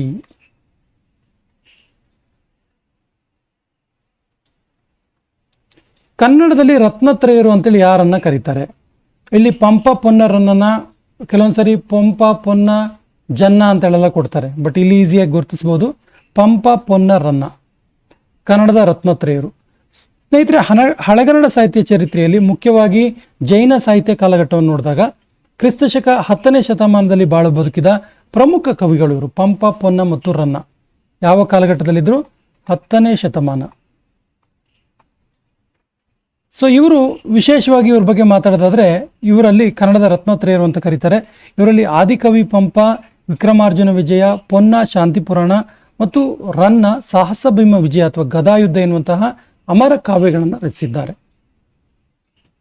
ವಚನ ಪಿತಾಮಹ ಅಂತೇಳಿ ಯಾರನ್ನ ಕರಿತೀವಿ? ಸರಿಯಾದ ಉತ್ತರ ಪಾಗು ಹಳಿಕಟ್ಟಿ. ತುಂಬ ಸರಿ ಹೇಳಿರುವ ಒಂದು ಕೇಳಿರುವ ಪ್ರಶ್ನೆ ಇದು. ಪಾಗು ಹಳಿಕಟ್ಟಿ ಅವರನ್ನ ವಚನ ಶಾಸ್ತ್ರದ ಪಿತಾಮಹ ಅಂತ ಕರೀತಾರೆ. ಯಾಕಂದ್ರೆ 12ನೇ ಶತಮಾನದ ಶಿವಚರಣರ ವಚನ ಸಾಹಿತ್ಯವನ್ನ ಇವರು ಕಷ್ಟಪಟ್ಟು ಹಸ್ತಪ್ರತಿಗಳನ್ನು ಸಂಗ್ರಹಿಸಿ ಸಂಶೋಧಿಸಿ ಮುದ್ರಿಸಿದ್ರು. ಸೊ ಮಹನೀಯರು ರಾವ್ ಬಹದ್ದೂರ್ ಫಕೀರಪ್ಪ, ಗುರುಬಸಪ್ಪ ಹಳಕಟ್ಟಿ ಇವರ ನಿಸ್ವಾರ್ಥ ಶ್ರಮ, ಈ ಹೆಸರಿಂದ ಇವ್ರನ್ನ ಫುಲ್ ನೇಮ್ ಇದು ಏನಿದು? ರಾವ ಬಹದ್ದೂರ್ ಫಕೀರಪ್ಪ ಗುರುಬಸಪ್ಪ ಹಳಕಟ್ಟಿ ಅಂತೇಳಿ, ಪಾಗು ಹಳಕಟ್ಟಿ ಅಂತೇಳಿ. ಇವರಿಗೆ ವಚನ ಸಾಹಿತ್ಯ ಪಿತಾಮಹ ಅಂತ ಹೇಳಿ ಕೂಡ ಕರೀತಾರೆ. ಹಾಗೇನೆ ವಚನ ಸಾಹಿತ್ಯ ಸಂರಕ್ಷಣೆಯ ಭಗೀರಥ ಅಂತ ಕೂಡ ಕರೀತಾರೆ. ಇನ್ನು ಮಾಡುವನು ಎಂಬುದು ಯಾವ ಒಂದು ಕೃದಂತ ಪ್ರಕಾರಕ್ಕೆ ಸೇರುತ್ತೆ? ರೈಟ್ ಆನ್ಸರ್ ಇಸ್ ಕೃದಂತ ನಾಮ. ಇದು ಕೃದಂತ ನಾಮ. ಡಿಟೇಲ್ ಆಗಿ ನೋಡೋದಾದ್ರೆ ಧಾತುವಿಗೆ ಅಥವಾ ಕ್ರಿಯಾ ಪ್ರಕೃತಿಗೆ ಕೃತ್ ಪ್ರತ್ಯಯ ಸೇರಿದಾಗ ಕೃದಂತ ಆಗ್ತವೆ. ಮಾಡು ಎಂಬ ಧಾತುವಿಗೆ ಭವಿಷ್ಯತ್ ಕಾಲದ ಪ್ರತ್ಯಯ ಸೇರಿ ವ್ಯಕ್ತಿಯನ್ನು ಸೂಚಿಸುವ ನಾಮಪದವಾಗಿ ಬದಲಾದಾಗ ಅದು ಮಾಡುವನು ಅಂತೇಳಿ ಆಗುತ್ತೆ. ಹಾಗಾಗಿ ಇದು ಕೃದಂತ ನಾಮ. ದೊಡ್ಡ ಎನ್ನುವಂಥ ಪದ ಯಾವ ವ್ಯಾಕರಣದ ಪ್ರಕಾರಕ್ಕೆ ಉದಾಹರಣೆಯಾಗಿದೆ? ಸರಿಯಾದ ಉತ್ತರ ಗುಣವಾಚಕ. ದೊಡ್ಡ, ಚಿಕ್ಕ, ಹಿರಿಯ, ಕಿರಿಯ ಇವೆಲ್ಲವೂ ಕೂಡ ಗುಣವಾಚಕಗಳು. ಅಂದ್ರೆ ಒಂದು ವಸ್ತುವಿನ ಗುಣ, ಸ್ವಭಾವ, ಬಣ್ಣ, ಗಾತ್ರ ಅಥವಾ ಸ್ಥಿತಿಯನ್ನ ವಿಶೇಷವಾಗಿ ತಿಳಿಸುವವು.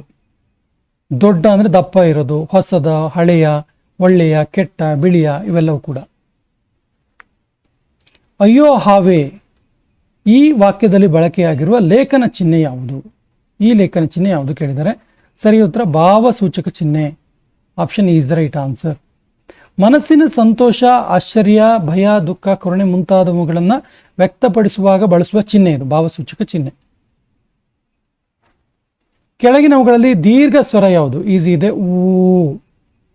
2 ಮಾತ್ರೆಯ ಕಾಲದಲ್ಲಿ ನಾವು ಉಚ್ಚಾರಣೆ ಮಾಡ್ತೀವಿ. 1 ಮಾತ್ರೆಯ ಕಾಲದಲ್ಲಿ ಉಚ್ಚಾರ ಮಾಡೋದು ಹ್ರಸ್ವ ಸ್ವರ, 2 ಮಾತ್ರೆಯ ಕಾಲದಲ್ಲಿ ಉಚ್ಚಾರ ಮಾಡೋದು ದೀರ್ಘ ಸ್ವರ, 3 ಮಾತ್ರೆಯ ಕಾಲದಲ್ಲಿ ಉಚ್ಚಾರ ಮಾಡೋದು ಫ್ಲುತ ಸ್ವರ ಅಂತೇಳಿ ನೆನಪಿರ್ಲಿ. ಸೊ ಕನ್ನಡದಲ್ಲಿ 7 ದೀರ್ಘ ಸ್ವರಗಳಿವೆ. ಕನ್ನಡದಲ್ಲಿ ಒಟ್ಟು 7 ದೀರ್ಘ ಸ್ವರಗಳಿವೆ. ವರ್ಗೀಯ ವ್ಯಂಜನ ಒಟ್ಟು ಎಷ್ಟು ಅಕ್ಷರಗಳಿವೆ? ವರ್ಗೀಯ ವ್ಯಂಜನ ಒಟ್ಟು 25 ಇರೋದು ಸ್ನೇಹಿತರೆ, ನೋಟ್ ಮಾಡ್ಕೊಳ್ಳಿ. 25 ವರ್ಗೀಯ ವ್ಯಂಜನ ಇದೆ. 25 ಕಾ ವರ್ಗದಿಂದ ಮಾ ವರ್ಗದವರೆಗೆ 5 5 25. ಉಳಿದ 9 ಅವರ್ಗೀಯ ವ್ಯಂಜನಗಳು. 9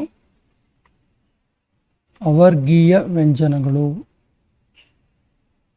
ಸ್ನೇಹಿತರೆ, VAO ಪೇಪರ್ 2 ಹೇಗಿರುತ್ತೆ ಕೇಳಿದ್ರೆ ಕನ್ನಡ 35 ಇರುತ್ತೆ,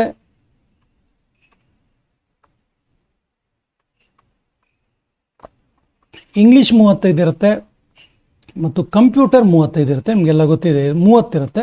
ಟೋಟಲ್ 100 ಕ್ವಶನ್ಸ್ ಇರ್ತವೆ. ಕನ್ನಡದ 35 ಮುಗಿದಿದೆ. ಇಂಗ್ಲಿಷ್ ನೋಡ್ತಾ ಹೋಗೋಣ. Choose the correct synonym for the word beneficial. Synonym ಅಂದರೆ ವರ್ಡ್ ಮೀನಿಂಗ್ ಅಂತೇಳಿ, ಆಂಟಾನಿಮ್ ಅಂದರೆ ಅಪೋಸಿಟ್ ವರ್ಡ್, ಸಿನಾನಿಮ್ ಅಂದರೆ ಪದಗಳ ಅರ್ಥ ಅಂತೇಳಿ, ಪದದ ಅರ್ಥ ಅಂತೇಳಿ. ಸೊ ಕರೆಕ್ಟ್ ಆನ್ಸರ್ ಏನು ಕೇಳಿದ್ರೆ ಇದು ಅಡ್ವಾಂಟೇಜಿಯಸ್. ಬೆನಿಫಿಷಿಯಲ್ ಅಂದರೆ ಅಡ್ವಾಂಟೇಜಸ್ ಅಂತೇಳಿ. ಸೊ ನೋಡಿ ಸ್ನೇಹಿತರೆ, the word beneficial means resulting in a good, helpful ಅಂತೇಳಿ. ಬೆನಿಫಿಷಿಯಲ್ ಅರ್ಥ ಏನು? Resulting in good, helpful or useful ಅಂತೇಳಿ. ಸ್ನೇಹಿತರೆ, ಇಲ್ಲಿ ಇನ್ನೊಂದು ವಿಷಯವನ್ನು ಸ್ಪಷ್ಟಪಡಿಸಬೇಕು. ನಮ್ಮದು ಕನ್ನಡದಲ್ಲಿ MA ಮತ್ತು ಕನ್ನಡದಲ್ಲಿ MA ಆಗಿದೆ, ಹಾಗೆಯೇ ಇಂಗ್ಲೀಷಲ್ಲಿ MA ಆಗಿರೋದ್ರಿಂದ ಬಹಳ ಖುಷಿಯಾಗುತ್ತೆ ಕನ್ನಡ ಮತ್ತು ಇಂಗ್ಲೀಷ್ ಪೇಪರನ್ನು ಬಿಡಿಸೋದಕ್ಕೆ. ಜೊತೆ ಕನ್ನಡದಲ್ಲಿ KCET ಎಕ್ಸಾಮ್ ಕೂಡ ಆಗಿರೋದ್ರಿಂದ ಕನ್ನಡದಲ್ಲಿ ಒಂದು ಅರ್ಥದಲ್ಲಿ ನಾವು ಸ್ವಲ್ಪ ಚೆನ್ನಾಗಿಯೇ ಹೇಳ್ಬೋದು ಅಂತಲೇ ಭಾವಿಸ್ಬೋದು. ಸ್ನೇಹಿತರೆ, ಇಲ್ಲಿ ಅಡ್ವಾಂಟೇಜಿಯಸ್ ಅನ್ನುವಂಥ ಅರ್ಥ ಬರುತ್ತೆ. ಅಂದರೆ resulting in good or helpful or useful thing ಅಂತೇಳಿ ಬೆನಿಫಿಷಿಯಲ್ ಅಂದರೆ. ಹಾಗಾಗಿ ಅಡ್ವಾಂಟೇಜಿಯಸ್ ಅನ್ನುವಂಥ ಅರ್ಥ ಬರುತ್ತೆ. So it carries the exact same meaning which refers to something to provide a benefit or upper hand on the other hand harmful, adverse or opposite words in meaning. Harmful ಬರೋದಿಲ್ಲ, adverse ಅನ್ನೋದು ಬರೋದೇ ಇಲ್ಲ, ಯಾಕಂದರೆ ವಿರುದ್ಧ ಅರ್ಥವನ್ನು ಕೊಡುತ್ತೆ. ಇನ್ನು worthless ಅನ್ನೋದು ಕೂಡ ಬರೋದೇ ಇಲ್ಲ. ಹಾಗಾಗಿ right answer is advantageous. Select the correct synonym for fragile. Fragile ಅಂದರೆ ಏನರ್ಥ? ಸರಿಯಾದ ಉತ್ತರ ಡೆಲಿಕೇಟ್ ಅಂತೇಳಿ, ಅಂದರೆ ತುಂಬ ಏನೂ ಇಲ್ಲದೆ ಇರೋದು ಅಂತೇಳಿ. ಸ್ನೇಹಿತರೆ, ಫ್ರ್ಯಾಗೈಲ್ ಅಂದರೆ ಇಟ್ ಈಸ್ ಆನ್ ಅಡ್ಜೆಕ್ಟಿವ್. ಅದೊಂದು adjective use to describe something that easily broken, ಸುಲಭವಾಗಿ ಒಡೆಯಬಹುದಾದ ಅನ್ನುವಂಥ ಅರ್ಥವನ್ನು ಕೊಡುತ್ತಿದ್ದು. ಇದೊಂದು ಅಡ್ಜೆಕ್ಟಿವ್ ಆಗಿ ಯೂಸ್ ಮಾಡ್ತೀವಿ. So the word delicate also refers to some fine fragile. ಹಾಗಾಗಿ ಈಸಿಲಿ ಡೆಸ್ಟ್ರಾಯ್ ಮಾಡುವಂಥದ್ದು ಅನ್ನೋದು ಡೆಲಿಕೇಟ್ ಬರುತ್ತೆ. ಇನ್ನು ನೋಡಿ, ಸ್ಟ್ರಾಂಗ್ ಅನ್ನೋದು, ಟಫ್ ಅನ್ನೋದು, ಡ್ಯೂರಬಲ್ ಅನ್ನೋದು ಆಲ್ಮೋಸ್ಟ್ ಇದಕ್ಕೆ ಅಪೋಸಿಟ್ ಅರ್ಥವನ್ನು ಕೊಡುತ್ತೆ, ಇವು ಬರೋದೇ ಇಲ್ಲ ಅಂತ. So what is the ಆಂಟೋನಿಮ್ word for generous? ಒಳ್ಳೆಯವನು ಅನ್ನುವಂಥ ಅರ್ಥ ಬರುತ್ತೆ ಜನರಸ್ ಅನ್ನೋದು. ಆ್ಯಕ್ಚುಲಿ ಮಿಸೈರ್ಲಿ ಆಂಟೋನಿಮ್ ಕೇಳಿದ್ದಾರೆ ಇಲ್ಲಿ ನೋಡಿ. ಆಂಟೋನಿಮ್ ಅಂದರೆ ವಿರುದ್ಧ ಪದ, ಅದಕ್ಕೆ ಹೇಳಿದ್ದು, ಕನ್ಫ್ಯೂಸ್ ಮಾಡ್ಕೋಬಾರ್ದು. ಆಂಟೋನಿಮ್ ಬೇರೆ, ಸಿನಾನಿಮ್ ಬೇರೆ. ಕೆಲವೊಂದು ಸರಿ ನಾವು ಪದಗಳ ಅರ್ಥವನ್ನು ಹೇಳ್ತಾ ಕನ್ಫ್ಯೂಸ್ ಆಗಿ ಆಂಟೋನಿಮ್ ಕೂಡ ಪದದ ಅರ್ಥನೇ ಬರೆದು ಬಿಡ್ತೀವಿ ಅಂತ. ಸೊ ಜನರಸ್ ಅನ್ನೋದಕ್ಕೆ ಅಪೋಸಿಟ್ ವರ್ಡ್ ಏನು ಕೇಳಿದ್ರೆ ಮಿಸೇರ್ಲಿ. ನೋಡಿ, generous means showing a readiness to give more of something. ತುಂಬ ಅಂದರೆ ಧಾರಾಳವಾಗಿ ಕೊಡುವಂಥವನು ಅಂತೇಳಿ. ಬಟ್ ಇಲ್ಲಿ ಮಿಸೇರ್ಲಿ ಅಂದರೆ ಜಿಪುಣ ಅನ್ನುವಂಥ ಅರ್ಥ ಬರುತ್ತೆ. Then is strictly necessary or expected. The exact opposite of being is generous is being miserly, ಅಂದರೆ ಸ್ಟಿಂಗಿ ಅಂತೇಳಿ. Which describes a person who hoards money or hates spending it. ಅಂದರೆ ದುಡ್ಡನ್ನು ಖರ್ಚು ಮಾಡೋಕ್ಕೆ ತುಂಬ ಕಷ್ಟಪಡುವವನು ಅಂತೇಳಿ, ಅಂದರೆ ಖರ್ಚು ಮಾಡೋಕ್ಕೆ ಇಷ್ಟಪಡಲ್ಲ ಅಂತ. ಜಿಪುಣ ಅನ್ನುವಂಥ ಅರ್ಥ ಹೇಳ್ಬೋದು ನಾವು. ಜನರಸ್ ಅಂದರೆ ಧಾರಾಳಿ. Choose the correct antonym for permanent. ಇದು ಕೂಡ ವಿರುದ್ಧ ಪದ. ಪರ್ಮನೆಂಟಿಗೆ ವಿರುದ್ಧ ಪದ ಏನು? ಸರಿಯಾದ ಉತ್ತರ ಟೆಂಪರರಿ. ಸೊ ಟೆಂಪರರಿ ಅಂದ್ರೇನು? ತಾತ್ಕಾಲಿಕ. ಸೊ ಪರ್ಮನೆಂಟ್ ಅಂದ್ರೇನು? ಶಾಶ್ವತ. ಸೊ ನೋಡಿ, ಆ್ಯಕ್ಚುಲಿ ಇದನ್ನ ನಾವು ಡಿಫೈನ್ ಮಾಡೋದಾದರೆ, ದ ಟರ್ಮ್ ಟೆಂಪರರಿ, ಪರ್ಮನೆಂಟ್ ಇದೆಯಲ್ಲ, it refers to something that is intended to last or remain unchanged identity. It is true opposite is temporary, which describes something that lasts for only a limited period. ಬೇಗನೆ ಹಾಳಾಗುತ್ತೆ ಅನ್ನುವಂಥ ಅರ್ಥ. Next question, identify the correct spelled word from the below. ಸರಿಯಾದ ಪದ ಯಾವುದು? ಸರಿಯಾದ ಉತ್ತರ accommodation. Option B is the right answer. ನಾವು ನೋಡಿ, ನಮಗೆ ಎಲ್ಲವೂ ಸರಿ ಅನಿಸುತ್ತೆ. ಆ್ಯಕ್ಚುಲಿ ಡಬಲ್ ಸಿ ಬೇಕಲ್ಲಿ ಅಕೊಮಡೇಷನ್ ಅನ್ನಲ್ಲಿ. The correct spelling word is accommodation because it is a frequently tested word in competitive exam. ತುಂಬ ಸರಿ ಕೇಳಿದ್ದಾರೆ ಕಾಂಪಿಟೇಟಿವ್ ಎಕ್ಸಾಮಲ್ಲಿ. ಅಕೊಮಡೇಷನ್ ಇದೆಲ್ಲದು ಬೇಕು, ಡಬಲ್ ಸಿ ಬೇಕು ಆ್ಯಂಡ್ ಡಬಲ್ ಎಮ್ ಕೂಡ ಬೇಕಾಗುತ್ತೆ. ಹಾಗಾಗಿ this is the right answer. Which of the following words is correctly spelled? ಸರಿಯಾಗಿ ಸ್ಪೆಲ್ಲಿಂಗ್ ಇರುವಂಥ ಪದ ಯಾವುದು? ಸರಿಯಾದ ಉತ್ತರ receive. Option B is the right answer. ನೋಡಿ, ತುಂಬ ಸರಿ ರಿಸೀವನ್ನು ಈ ಥರ ಬರೆದು ಬಿಡ್ತೀವಿ, ಇದು ತಪ್ಪಿದು. ರಿಸೀವ್ ಅನ್ನೋದು ಸರಿ ಅಂತೇಳಿ. The correct spelling is a receive, following well-known English grammatical spelling rule, I before E except after C ಅಂತೇಳಿ ನೆನಪಿರಲಿ. I before E ಅಂದರೆ ಸಾಮಾನ್ಯವಾಗಿ I before E ಅಂದರೆ ಸಿ ಪಕ್ಕದಲ್ಲಿ ಇದ್ದಾಗ ಮಾತ್ರ ಅದು ಈ ಹಿಂದ್ಗಡೆ ಬರೋದಿಲ್ಲ ಅಂತೇಳಿ. Fill in the blank with appropriate article. He is dash honorable man. ಸ್ನೇಹಿತರೆ, ಇಲ್ಲಿ ಹಾನರಬಲ್ ಅಂತ ಉಚ್ಚಾರ ಮಾಡಿದ್ರೆ ತಪ್ಪು. ಇದು ಆ್ಯಕ್ಚುಲಿ ಆನರಬಲ್. ಆನರಬಲ್ ಅಂದರೆ ರೆಸ್ಪೆಕ್ಟಬಲ್ ಅನ್ನುವಂಥ ಅರ್ಥ. ಬಂದಿರೋದ್ರಿಂದ ಆ್ಯನ್. ಸೊ ಇಲ್ಲಿ H silent, the word H is silent here. ಸೊ ಆ್ಯನ್ ಆನರಬಲ್ ಮ್ಯಾನ್ ಅಂತೇಳಿ ಓವೆಲ್ ಸೌಂಡ್ ಬರುತ್ತೆ ನೋಡಿ ಇಲ್ಲಿ, honourable. Fill in the blanks. She wants to buy dash European car. ನೋಡಿ, ಇಲ್ಲಿ ಇದು ಕೂಡ ಎಕ್ಸೆಪ್ಷನಲ್ ಕೇಸ್. ಯಾಕಂದರೆ ಇಲ್ಲಿ ಎ ಬರುತ್ತೆ, ಯಾಕಂದರೆ ಇಲ್ಲಿ ಯುರೋಪಿಯನ್ ಹೇಳಲ್ಲ, ಯುರೋಪಿಯನ್. ಯು ಅಂದಾಗ ಯಕಾರ ಬರುತ್ತೆ, ಅಂದರೆ ವ್ಯಂಜನ ಬರುತ್ತೆ, ಕಾನ್ಸೋನೆಂಟ್ ಬರುತ್ತೆ. ಓವೆಲ್ ಲೆಟರ್ ಇದ್ರೂ ಕೂಡ ಕಾನ್ಸನೆಂಟ್ ಬರೋದ್ರಿಂದ ಎ ಬರುತ್ತೆ. She wants to buy a European car. So although the word European start with the vowel letter E, it is pronounced with an initial consonant sound like European, like that. ಹಾಗಾಗಿ fill in the blank with the correct preposition. The cat jumped dash the table. So the right answer is upon. ಯಾಕೆ upon ಇಲ್ಲಿ up on ಅಂತೇಳಿ? Upon ಅಂದರೆ ಒಂದು ಇದರಿಂದ ಕೆಳಗಿಂದ ಮೇಲೆ ಅನ್ನುವಂಥ ಅರ್ಥ. The preposition upon is used to show the sense of motion, ಅಂದರೆ ಚಲನೆಯನ್ನು ಹೇಳುತ್ತಿದ್ದು. ಸೊ ಅದು ಜಂಪ್ಡ್ ಅಂದರೆ ಅದು ಚಲನೆಯಲ್ಲಿದೆ ಅಂತೇಳಿ, ಚಲನೆ ಹೇಳುತ್ತೆ, ಹಾಗಾಗಿ ಮೋಷನ್ ಹೇಳೋದ್ರಿಂದ ಅಪಾನ್ ಆಗುತ್ತೆ ಇಲ್ಲಿ. So here a cat is performing an active jumping motion towards the top of the table. So in would imply the cat is already inside something and at denotes the specific point making upon the most accurate depiction of a physical movement. ಹಾಗಾಗಿ upon ಅನ್ನು use ಮಾಡ್ತೀವಿ. Choose the correct preposition. India became independent dash 15th August 1947. So the right answer is on. ಇಲ್ಲಿ ಯಾಕಾನ್ ಬರುತ್ತೆ ಕೇಳಿದ್ರೆ, in English preposition of time the word on is strictly used. ಸಮಯವನ್ನು ಹೇಳುವಾಗ, so ಇಲ್ಲಿ ಬಂತು, ಸಮಯವನ್ನು ಹೇಳುವಾಗ ಇಂಗ್ಲೀಷಲ್ಲಿ ಸ್ಟ್ರಿಕ್ಟಾಗಿ ಆನನ್ನು ಬಳಸಬೇಕು ಅಂತಿದೆ. ಎಕ್ಸಾಂಪಲ್ ಹೇಳ್ಬೋದಾದರೆ ನೋಡಿ, ಇಲ್ಲಿ time particular on Monday on 15th August ಈ ಸಂದರ್ಭದಲ್ಲಿ. ಕೆಲವೊಂದು ಸರಿ ಏನು ಮಾಡ್ತೀವಿ ಅಂದರೆ ಮಂತ್ಸ್ ಅಥವಾ ಇಯರ್ ಹೇಳಬೇಕಾದ್ರೆ ಇನ್ 1947 ಇನ್ ಆಗಸ್ಟ್ ಹೇಳ್ತೀವಿ, ಬಟ್ ಪರ್ಟಿಕ್ಯುಲಾರಿಟಿ ಇದ್ದಾಗ ಆನನ್ನು ಬಳಸ್ತೀವಿ, ನೆನಪಿರಲಿ. So the right answer is on. Fill in the blank with the correct tense. They dash football since morning. ನೋಡಿ ಇಲ್ಲಿ ಪ್ರೆಸೆಂಟ್ ಪರ್ಫೆಕ್ಟ್ ಕಂಟಿನ್ಯೂಯಸ್ ಬರುತ್ತೆ. Present perfect continuous. ಸೊ ಪ್ರೆಸೆಂಟ್ ಪರ್ಫೆಕ್ಟ್ ಕಂಟಿನ್ಯೂಯಸ್ ಇದ್ದಾಗ ಯಾವ ರೀತಿ ಇರುತ್ತೆ ವಾಕ್ಯ? So the right answer is option B, have been playing. ನೋಡಿ ಸಿನ್ಸ್ ಬಂತು ಅಂದರೆ ನಿಮ್ಗೆ ಗೊತ್ತಿರಲಿ ಪ್ರೆಸೆಂಟ್ ಪರ್ಫೆಕ್ಟ್ ಇರುತ್ತೆ, ಇಲ್ಲ ಪಾಸ್ಟ್ ಪರ್ಫೆಕ್ಟ್ ಕಂಟಿನ್ಯೂಯಸ್ ಇರುತ್ತೆ. So they have been playing. Sir ಏನಿದ್ರ ಅರ್ಥ? ಸಿನ್ಸ್ ಅಂದರೆ ಏನಿದ್ರ ಅರ್ಥ? ಪ್ರೆಸೆಂಟ್ ಪರ್ಫೆಕ್ಟ್ ಕಂಟಿನ್ಯೂಸ್ ಅರ್ಥ ಏನು ಕೇಳಿದ್ರೆ, ಯಾವುದೋ ಒಂದು ಕ್ರಿಯೆ ಸರ್ಟೈನ್ ಟೈಮಲ್ಲಿ ಶುರುವಾಗಿದೆ, ಯಾವುದೊಂದು ಕರೆಕ್ಟ್ ಟೈಮಲ್ಲಿ ಶುರುವಾಗಿದೆ, ಬೆಳಗ್ಗೆನೋ ಭಾನುವಾರನೋ ಸೋಮವಾರನೋ ಮಂಗಳವಾರನೋ ರಾತ್ರಿ ಯಾವಾಗೋ ಶುರುವಾಗಿದೆ, ಬಟ್ ಸ್ಟಿಲ್ ಅದು ಕಂಟಿನ್ಯೂ ಆಗಿದೆ ಅಂತ. ಯಾವಾಗೋ ಶುರುವಾಗಿದ್ದ ಕೆಲಸ ಹಿಂದೆ ಶುರುವಾಗಿದೆ ಪಾಸ್ಟ್ ಟೈಮಲ್ಲಿ, but present also at the present time also it continues ಅಂತ. ಪ್ರೆಸೆಂಟ್ ಟೈಮಲ್ಲೇ ಅದು ಕೂಡ ಕಂಟಿನ್ಯೂಸ್ ಆಗಿದೆ ಅಂತ. So the next question, complete the sentence. If it rains the match dash cancelled. So the right answer is will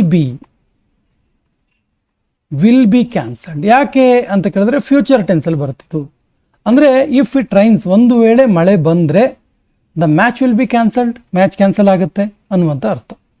so ನೋಡೋದಕ್ಕೆ ನಾವು ವಿವರಣೆಯನ್ನು ಕೊಡೋದಾದರೆ, this sentence is an example of the first conditional clause which describes a probable real situation in the future. ನೋಡಿ ಈ ವಾಕ್ಯ ಮುಂದಿನ ಇದನ್ನು ಊಹೆ ಮಾಡುತ್ತೆ. ಇಫ್ ಇಟ್ ರೈನ್ಸ್, ಒಂದು ವೇಳೆ ಮಳೆ ಬಂದರೆ the match will be cancelled ಅನ್ನುವಂಥ ಅರ್ಥ. So 48th question, identify the type of noun underline in the sentence. The collective wisdom of the committee was priced. So the right answer is option C, collective noun. Proper noun, common noun, collective noun, abstract noun, material noun ಅಂತೇಳಿ 5 ಥರದ noun ನೋಡ್ತೀವಿ ನಾವು. ಇಲ್ಲಿದು collective noun. ಯಾಕಂದರೆ ಇಲ್ಲಿ people, animal, things of whole unit ಅನ್ನು ಹೇಳಬೇಕಾದ್ರೆ collective noun ಅಂತ ಹೇಳ್ತೀವಿ. ಕಮಿಟಿ ಅನ್ನೋದಿದೆಯಲ್ಲ, that's why. Choose the correct pronoun between you and dash I don't trust him. So the right answer is you and me. ಯಾಕೆ me ಕೇಳಿದ್ರೆ, preposition like between must always be followed by pronouns in the objective case. ಯಾವುದು? Me, us, him, her, them ಈ ಥರ ಬರುತ್ತೆ, ಹಾಗಾಗಿ me. Change the sentence in to passive voice. The teacher is teaching the students. ನೋಡಿ, the students are being taught by the teacher. The students are being taught by the students. ನೋಡಿ ಇಲ್ಲಿ ಏನಿದೆ, present continuous ಇದೆ. Present continuous ಇದ್ದಾಗ ಏನಾಗುತ್ತೆ ಕೇಳಿದ್ರೆ R ಬರುತ್ತೆ ಮತ್ತು ಬೀಯಿಂಗ್ ಬರುತ್ತೆ. ನೋಡಿ ING ಇದ್ದಾಗ ಅದು ಪಾಸ್ಟ್ ಇರಲಿ ಪ್ರೆಸೆಂಟ್ ಇರಲಿ, ಬೀಯಿಂಗ್ ಕಂಪಲ್ಸರಿ. ಯಾವುದರಲ್ಲಿ? ಆಕ್ಟಿವ್ ವಾಯ್ಸಲ್ಲಿ, ಆಕ್ಟಿವ್ ವಾಯ್ಸ್ ಟು ಪ್ಯಾಸಿವ್ ವಾಯ್ಸಲ್ಲಿ. Change in to active voice. A beautiful song was sung by Sunita. Song was ಇದೆ ಪಾಸ್ಟ್ ಟೆನ್ಸ್, ಹಾಗಾಗಿ ಪಾಸ್ಟ್ ಟೆನ್ಸಲ್ಲೇ ಇರಬೇಕಾಗತ್ತೆ. ನೋಡಿ ಏನಾಗುತ್ತೆ ಹಾಗಾದರೆ? Option D, Sunita sang a beautiful song. Past ಟೆನ್ಸಲ್ಲಿ ಇರಬೇಕಾಗತ್ತೆ. So option D is the right answer. Convert into indirect speech, he said I am unwell today, ಅವನು ಹೇಳ್ತಾನೆ ನಾನು ಆರಾಮಿಲ್ಲ ಅಂತೇಳಿ.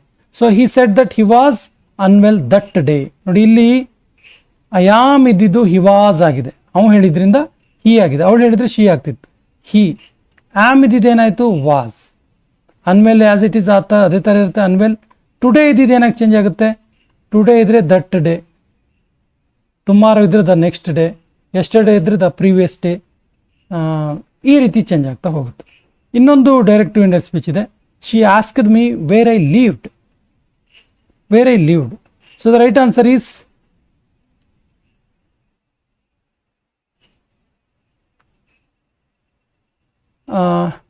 Option A, she said to me where do you live, where do you live. What is the meaning of the idiom burn the midnight oil? ಅರ್ಧರಾತ್ರಿಗೆ ಎಣ್ಣೆಯನ್ನು burn ಮಾಡೋದು ಅನ್ನೋಂಥ ಅರ್ಥ. So the right answer is option B,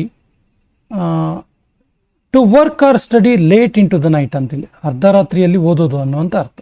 option B is the right answer. ಇದಕ್ಕೊಂದು explanation ಕೊಡೋದಾದರೆ, ಇದೊಂದು historical idiom ಇದು, burn the midnight oil ಅಂತೇಳಿ. Dates back to times before electricity when people had to use oil lamps. ಅಂದರೆ electricity ಬರೋಕ್ಕಿಂತ ಮೊದಲು ದೀಪವನ್ನು ಉರಿಸ್ತಾ ಇದ್ರು. ಅಂದರೆ ತುಂಬ ಸ್ಟಡಿ ಮಾಡೋರು ರಾತ್ರಿ ಇಡೀ ಎಣ್ಣೆ ಖಾಲಿ ಮಾಡಿಕೊಂಡು ಕಣ್ಣಿಗೆ ಎಣ್ಣೆ ಹಚ್ಕೊಂಡು ಓದ್ತಾರೆ ಅಂತ ಹೇಳ್ತೀವಲ್ಲ, ಆ ಥರದ್ದು ಅರ್ಥ ಇದು. So burn the midnight oil ಅಂತೇಳಿ. So choose the correct meaning of the idiom, a blessing in disguise. So the right answer is option B, something good that isn't recognised first. ಅಂದರೆ ಒಳ್ಳೆಯದನ್ನು ಪ್ರಾರಂಭದಲ್ಲಿ ನಾವು ಗುರುತಿಸಲಿಲ್ಲ ಅಂತೇಳಿ. The idiom blessing is a disguise refers to an event or situation that initially appears to be bad, unlucky or problematic ಅಂತೇಳಿ. ಅಂದರೆ ಒಳ್ಳೆತನ ಪ್ರಾರಂಭದಲ್ಲಿ ಗುರುತಿಸಲೇ ಇಲ್ಲ ಅಂತ ಅರ್ಥ ಬರುತ್ತೆ. Identify the grammatical correct sentence from the option.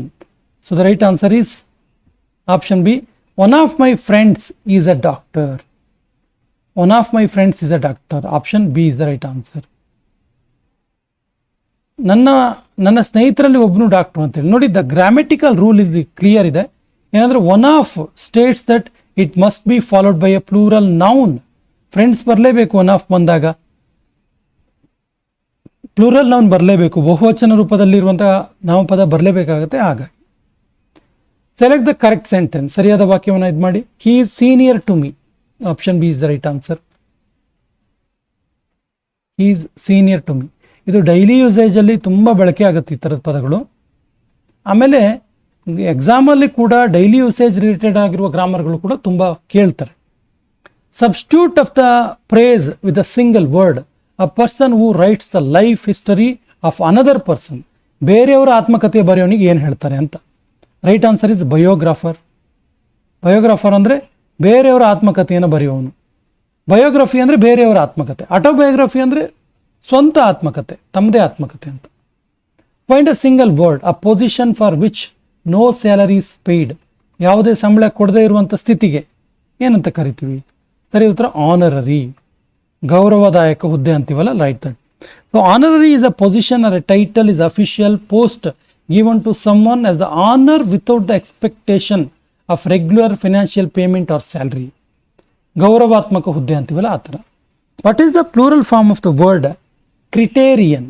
ಕ್ರಿಟೇರಿಯನ್ ಪದದ ಬಹುವಚನ ರೂಪ ಏನು? Right answer is option B, criteria.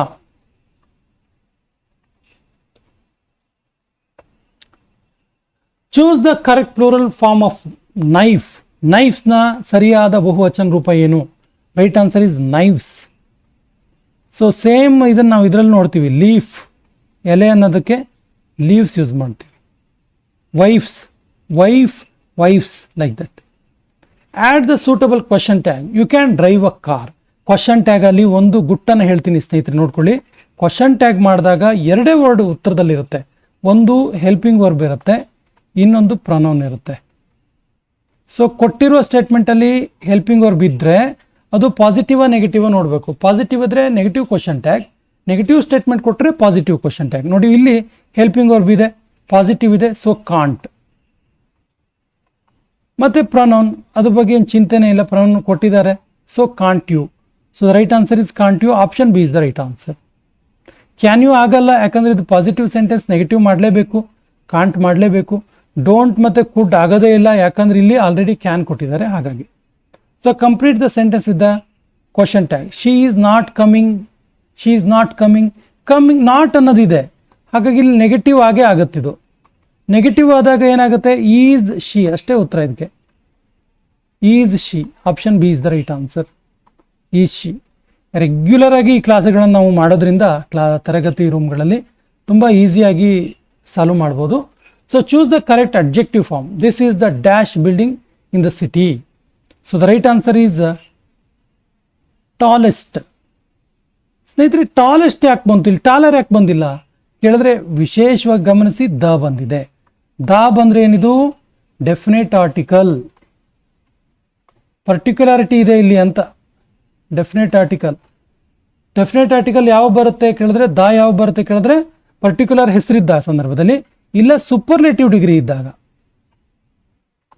Superlative ಇದೆ, ಇದು ನೋಡಿ ಟಾಲೆಸ್ಟ್ ಅನ್ನೋದು superlative. This is the tallest building in the city. The tallest ಅಂದ್ರೆ ಅದು ಮಾತ್ರ ಅಂತೇಳಿ ಅರ್ಥ. So identify the adverb in the sentence. The soldier fought bravely in the war. Adjective ಯಾವುದು ಇದರಲ್ಲಿ ಸರ್, ಅಡ್ವರ್ಬ್ ಯಾವುದು? ರೈಟ್ ಆನ್ಸರ್ ಇಸ್ ಅಡ್ವರ್ಬ್ ಯಾವುದು ಕೇಳಿದ್ರೆ ಆಪ್ಷನ್ ಸಿ, ಬ್ರೇವ್ಲಿ. ಅಡ್ವರ್ಬ್ ಅಂದ್ರೆ ಏನು, which tell something about the verb ಅಂತೇಳಿ. ಅಂದರೆ ವರ್ಬಿನ ಅರ್ಥಕ್ಕೆ ಒಂದಿಷ್ಟು add something to the meaning of the verb ಅಂತೇಳಿ. ವರ್ಬಿಗೆ ಏನಾದರೂ ವಿಶೇಷಣ ಹೇಳೋದು, ಕ್ರಿಯಾ ವಿಶೇಷಣ ಅಂತೀವಲ್ಲ ಕನ್ನಡದಲ್ಲಿ ಆ ಥರ. ಇನ್ನು fill in the blanks with correct conjunction. He ran fast, he missed the train. ಅವನು ಜೋರಾಗಿ ಓಡ್ದ. ನೋಡಿ, ಕಂಜಂಕ್ಷನ್ ಹಾಕಬೇಕಾದ್ರೆ ಒಂದು ಗುಟ್ಟನ್ನು ಹೇಳ್ತೀನಿ. ನಾವು ತರಗತಿಯಲ್ಲಿ 10th ಮಕ್ಕಳಿಗೆ ತುಂಬ ಸರಿ ಹೇಳ್ತಿರ್ತೀವಿ ಇದನ್ನು. ಸೊ ಕಂಜಂಕ್ಷನ್ ಹಾಕಬೇಕಾದ್ರೆ ಒಂದು ಗುಟ್ಟಿದೆ. ಏನು ಕೇಳಿದ್ರೆ, ಕೊಟ್ಟಿರುವ ಎರಡು ವಾಕ್ಯವನ್ನು ಸೆಪ್ರೇಟಾಗಿ ಕನ್ನಡದಲ್ಲಿ ಅರ್ಥ ಮಾಡ್ಕೋಬೇಕು. ಅವಾಗ ತುಂಬ ಈಸಿಯಾಗಿ ನೀವು ಕನ್ನಡದ ಒಂದು ಕಂಜಂಕ್ಷನ್ ಹಾಕಿದ್ರೆ ಅದನ್ನು ಟ್ರಾನ್ಸ್ಲೇಟ್ ಮಾಡ್ಕೊಂಡ್ಬಿಟ್ರೆ ಮುಗೀತು, ಇಂಗ್ಲೀಷಲ್ಲಿ ಹಾಕ್ಬೋದು. ನೋಡಿ, ಹಿ ರ್ಯಾನ್ ಫಾಸ್ಟ್, ಅವನು ಜೋರಾಗಿ ಓಡಿದ. ಓಕೆನಾ, ಅವನು ಜೋರಾಗಿ ಓಡಿದ dash. He missed the train, ಅವನು ಟ್ರೈನ್ ಮಿಸ್ ಮಾಡಿಕೊಂಡ. ಟ್ರೈನ್ ಮಿಸ್ ಮಾಡಿಕೊಂಡ. ನೋಡಿ, ಈಗ ನೀವು ಕನ್ನಡದಲ್ಲಿ ಒಂದು ಹಾಕಿ, ಅವನು ಜೋರಾಗಿ ಓಡ್ದ ಆದರೆ ಅವನು ಟ್ರೈನ್ ಮಿಸ್ ಮಾಡಿಕೊಂಡ. So right answer is but. ಆದರೆ ಅನ್ನೋದಕ್ಕೆ ಬಟ್ ಬರುತ್ತೆ. Option B is the right answer. Rearrange the parts to make a meaningful sentence. The book, on the desk, Ravi kept yesterday. So right answer is ಏನು? Right answer is option C, RPQS. Ravi kept the book on the desk yesterday. Okay na? Select the option that correctly links the clue. No sooner did the bell ring dash the students ran out. So the right answer is than.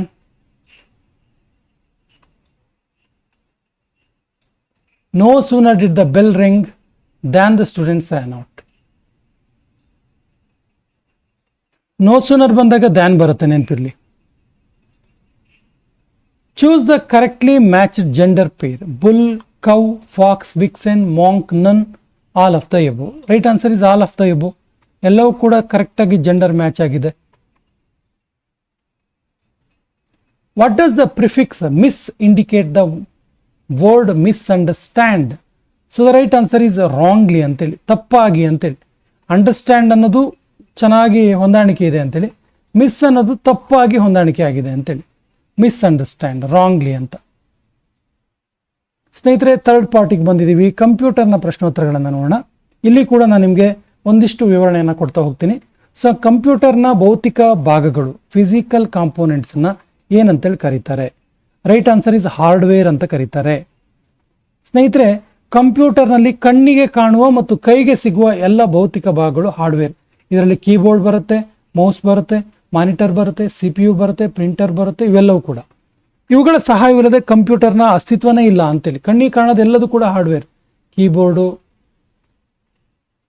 Keyboard, mouse, screen, printer, ಆಮೇಲೆ CPU ಎಲ್ಲವೂ ಕೂಡ.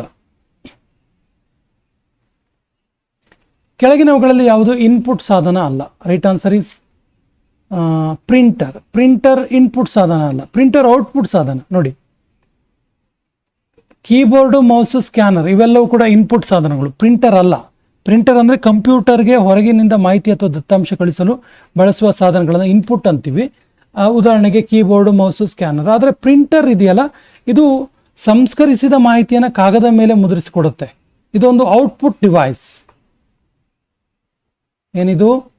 Output device. ಹಾಗಾಗಿ ಇದು input ಸಾಧನದ ಪಟ್ಟಿಯಲ್ಲಿ ಇಲ್ಲ. Computer ಸಿಸ್ಟಮ್ನ ಸಂಪೂರ್ಣ ನಿಯಂತ್ರಣ ಮತ್ತು ಡಾಟಾ ಸಂಸ್ಕರಣೆಯನ್ನು ಮಾಡುವ ಅಂಗ ಯಾವುದು? Right answer is CPU. CPU ಅಂದರೆ ಏನು ಸ್ನೇಹಿತರೆ? Central processing unit. Central processing unit. ಇದನ್ನು ಕಂಪ್ಯೂಟರ್ನ ಮೆದುಳು ಅಂತ ಕೂಡ ಕರಿತೀವಿ. Brain of the computer. Brain of the computer ಅಂತ ಕೂಡ ಇದನ್ನ ಕರಿತೀವಿ. ಇದು ವಿಶೇಷವಾಗಿ CU ಮತ್ತು ALU ಅನ್ನು ಒಳಗೊಂಡಿರುತ್ತೆ.